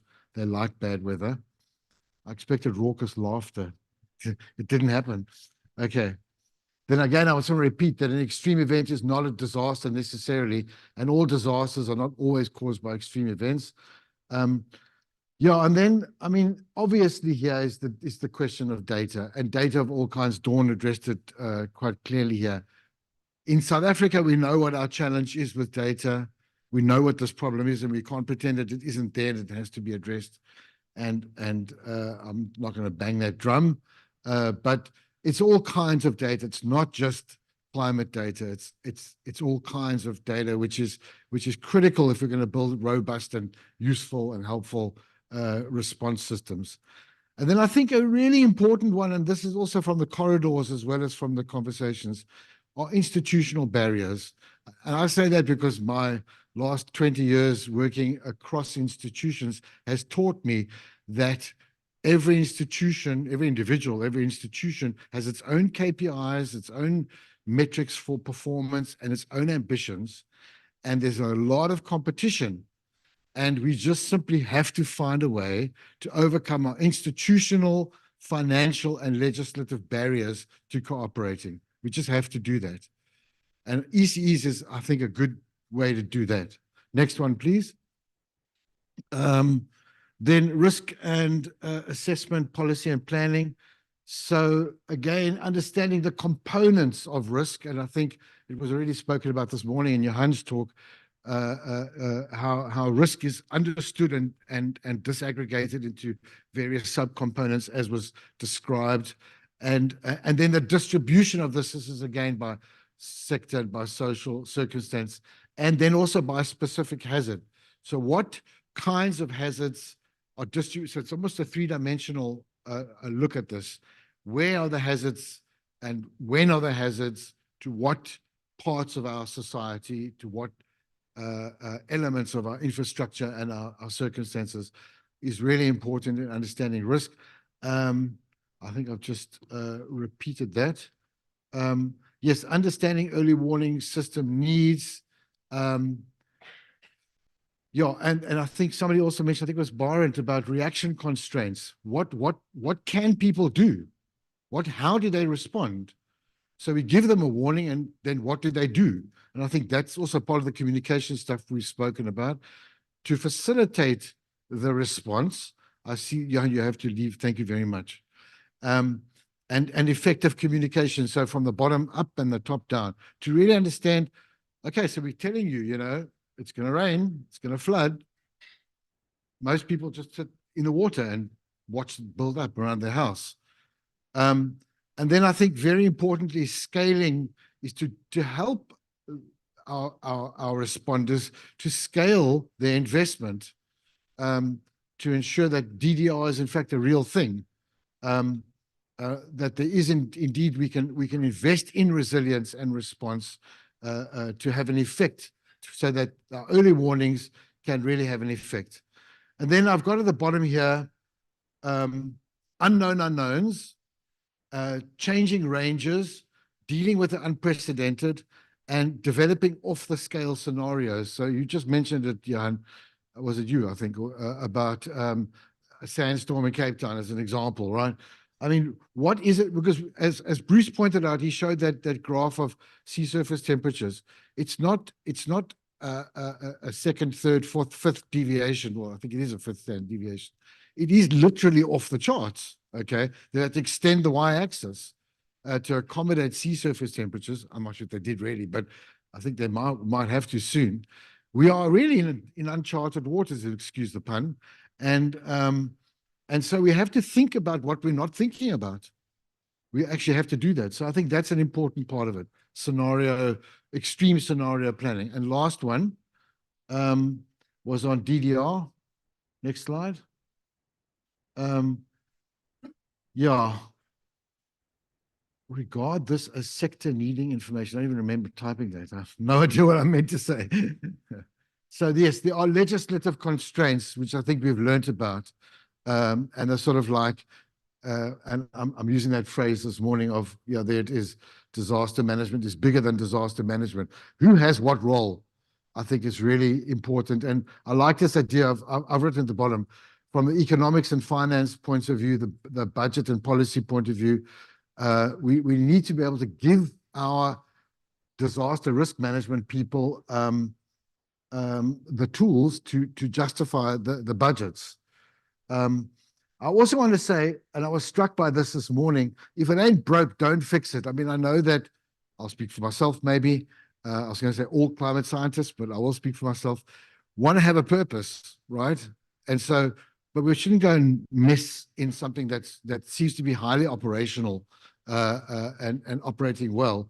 We have to ask the question, where do we add value? Where do we add value? So we have to listen to Johan and Jürgens and other colleagues from disaster, listen to you carefully about what you need to know from us and not prescribe what we think you need to know, although that's difficult for me. And then I think across all of this is really a division of labor, is understanding precisely who and what can do what, who can do what. I've got two more slides I want to show. Next one, please. So I'm sure many of you have seen this. This is a kind of a time and space forecast map, and it goes from minutes to hours to days, weeks, and it talks about the different kinds of products that one uses at these different time scales, and it tells you this on the minutes is early warning and operational, where can I move people to right now, kind of stuff, to hours, where's it going to rain next, where's the water going to flow to, flood, from days to weeks, seasonal to sub-seasonal expectations, to seasonal, and so on and so forth. And then this idea of it being operational, tactical, and strategic. This is a kind of a model that I think it originally comes from a NOAA product. It's something we really do need to think about in how we make these nested operational systems that can really speak to the different needs at these different time and space scales. And then I'm going to punt this again. This Dawn is the framework for climate services. And I will argue again that in my view, it is all here. It is such an intuitive and simple framework, which really can work if we can break down the barriers and organize ourselves well enough to go from, excuse the term, users, and again, it's very interactive, and understanding this is the user interface platform where we're really understanding the conversation between the beneficiaries, the citizens, as opposed to the climate scientists who are not citizens, to try and understand really what we need to be producing at the bottom level. What observations does a doctor in a rural hospital need to have to understand the impact of a storm on the children that are appearing in the ward? What observations do we need? what modeling and tool development, information development do we need? Where does all the data sit? All the data sit and is managed. And how do we make the system work? And I think it is really the one I have yet to see bettered in terms of how we should be organized. I'm sure that there'll be a difference of opinion. Next slide, please. Final one, or second semi-final one, is just to take this idea of the space and time scale. This is something that Guy and I thought about before this meeting. So there's the time and space scale, looking at everything from a street level to a region, from minutes, hours to seasons. But then also on this third dimension is to think about what are the priority issues, and this might differ for different hazards. What are the priority issues? Or is it life and limb in this instance? Is it housing? Is it natural resources? Is it a couple of these? They're in no particular order. To try to figure out the priority scale for different kinds of things and then placing it in the space between what time frame, what space scale, and what priority we've got. And maybe this is an additional element to try and think about those things. Okay, so then I'm going to finish by saying what next. Okay, next and last slide. Oh, actually skip over this one and the next one. I just wanted to punch something about a paper which I would recommend, but I won't do that. Okay, so why did we do this meeting? Because we felt that there is a need to get organized around this. Last year, we started something called the Extreme Climate Event Research Alliance. And I'm not sure what to do with this group of people. Potentially, we can morph into that and grow it into something bigger. But the idea is that there is research, and research of all kinds, not just climate research, that we need to think about where this goes. We've got Sayon and Sava. We heard Mary Jane speak about the work that they're doing. And there's a lot going on in Sayon around this. We've got things like the Green Book. We've got the National Climate Change Information System. We've got OSIMs. There are lots of elements, and we've heard of others, which I'm absolutely sure I've left out. Various research projects like palm trees, and is it called Javier?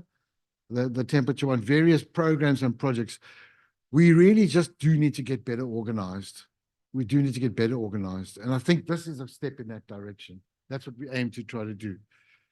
And so we need to maintain a focus on ECEs discreetly, but obviously within the context of climate itself, in a broader context. But I do think it's an opportunity for us to get better organized. And then I guess, Guy, the next steps are we're going to write up all of the stuff we've got and give it out for comment and try and produce it. We're going to produce the special issue from this. We'll need to continue to engage one way or another again and again, I reckon.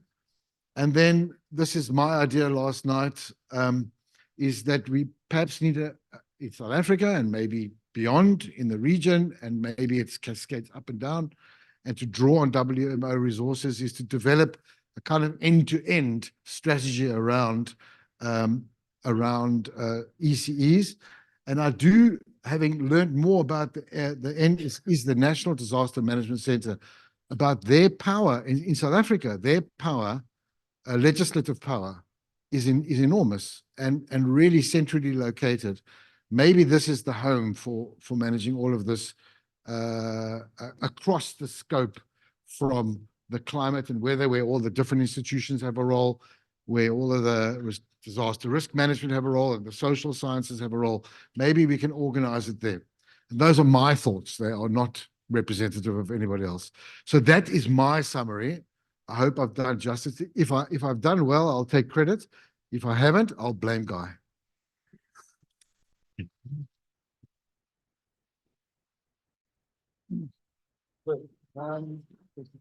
All right, so that brings us to our second last thing, because there's one more last thing. Oh my God. And that is we need to take a photograph. We cannot yes. take a group photograph. So after this, before take a picture, then we can have lunch. Thanks. Okay, quick thank yous, because I'm just calling me particularly. Okay, just a few thanks. Thanks firstly to everybody here for coming, and also for your responsiveness in the lead up to the event. was put together at quite a pace, and you all really helped. Please realize that I think that, well, you must know that this is a brains trust and a national asset. This group is a national asset and a regional asset, probably a global asset as well. So I think we should be proud of what we, you know, the spirit in which we've had these discussions. I think there's a lot to build on. Thanks to the final panel and those people who were tapped on the shoulder after happy hour. I think that was very, very useful, and thanks to everybody who gave great presentations.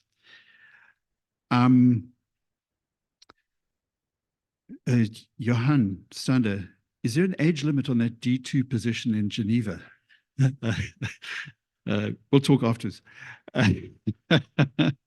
So a big thank you to Neville. Neville's an incredibly hard worker. And as I said, we make a good team with matching complementary characteristics. We're a bit like the odd couple for any of those who've seen that brilliant movie, Jack Lemmon and Walter Matthau. We kvetch at each other and moan and groan, but things generally get done by Neville. So I think Neville and the team did extremely well. And I've got, you know, the last week or two has been incredibly busy, and they've done a great job putting this all together in a great venue. So just some substantive little thank yous. Firstly, our AV team, you've been brilliant. I've got a little thank you for the AV team to split amongst yourselves.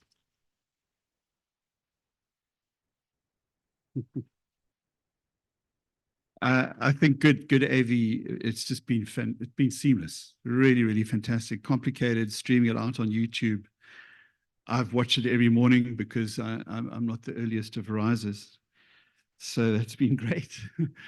And then I just wanted to thank our support group. Where are they? Are they Ashleen, Peliwe, Malebo, and Juanita? Please come up. Janet, I've got a little thank you for each of you. You'll have to choose the flavor. This is just a little, we've got another thing for you as well, but this is just a concrete thing to hand out here. These guys, you like that one?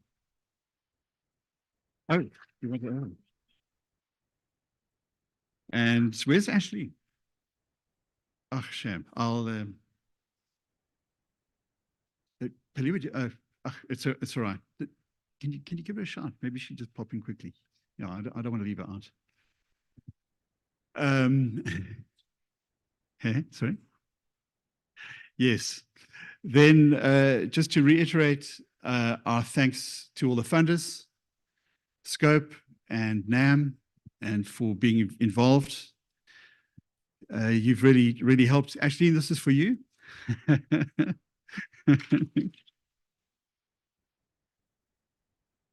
Thank you.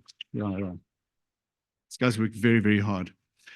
And of course, DFFE for agreeing to let us use that World Bank funding to fund this. I think we flattened that. We flattened it now. I think these lunches have been hectic. Anyway, I hope you've enjoyed it. I think it was money well spent. So thank you to them, and looking forward to developing this further, and enjoy your lunch. Don't forget the photograph. So yeah, that's the last thing we ask of you before eating lunch. Thanks very much. Thanks for being here.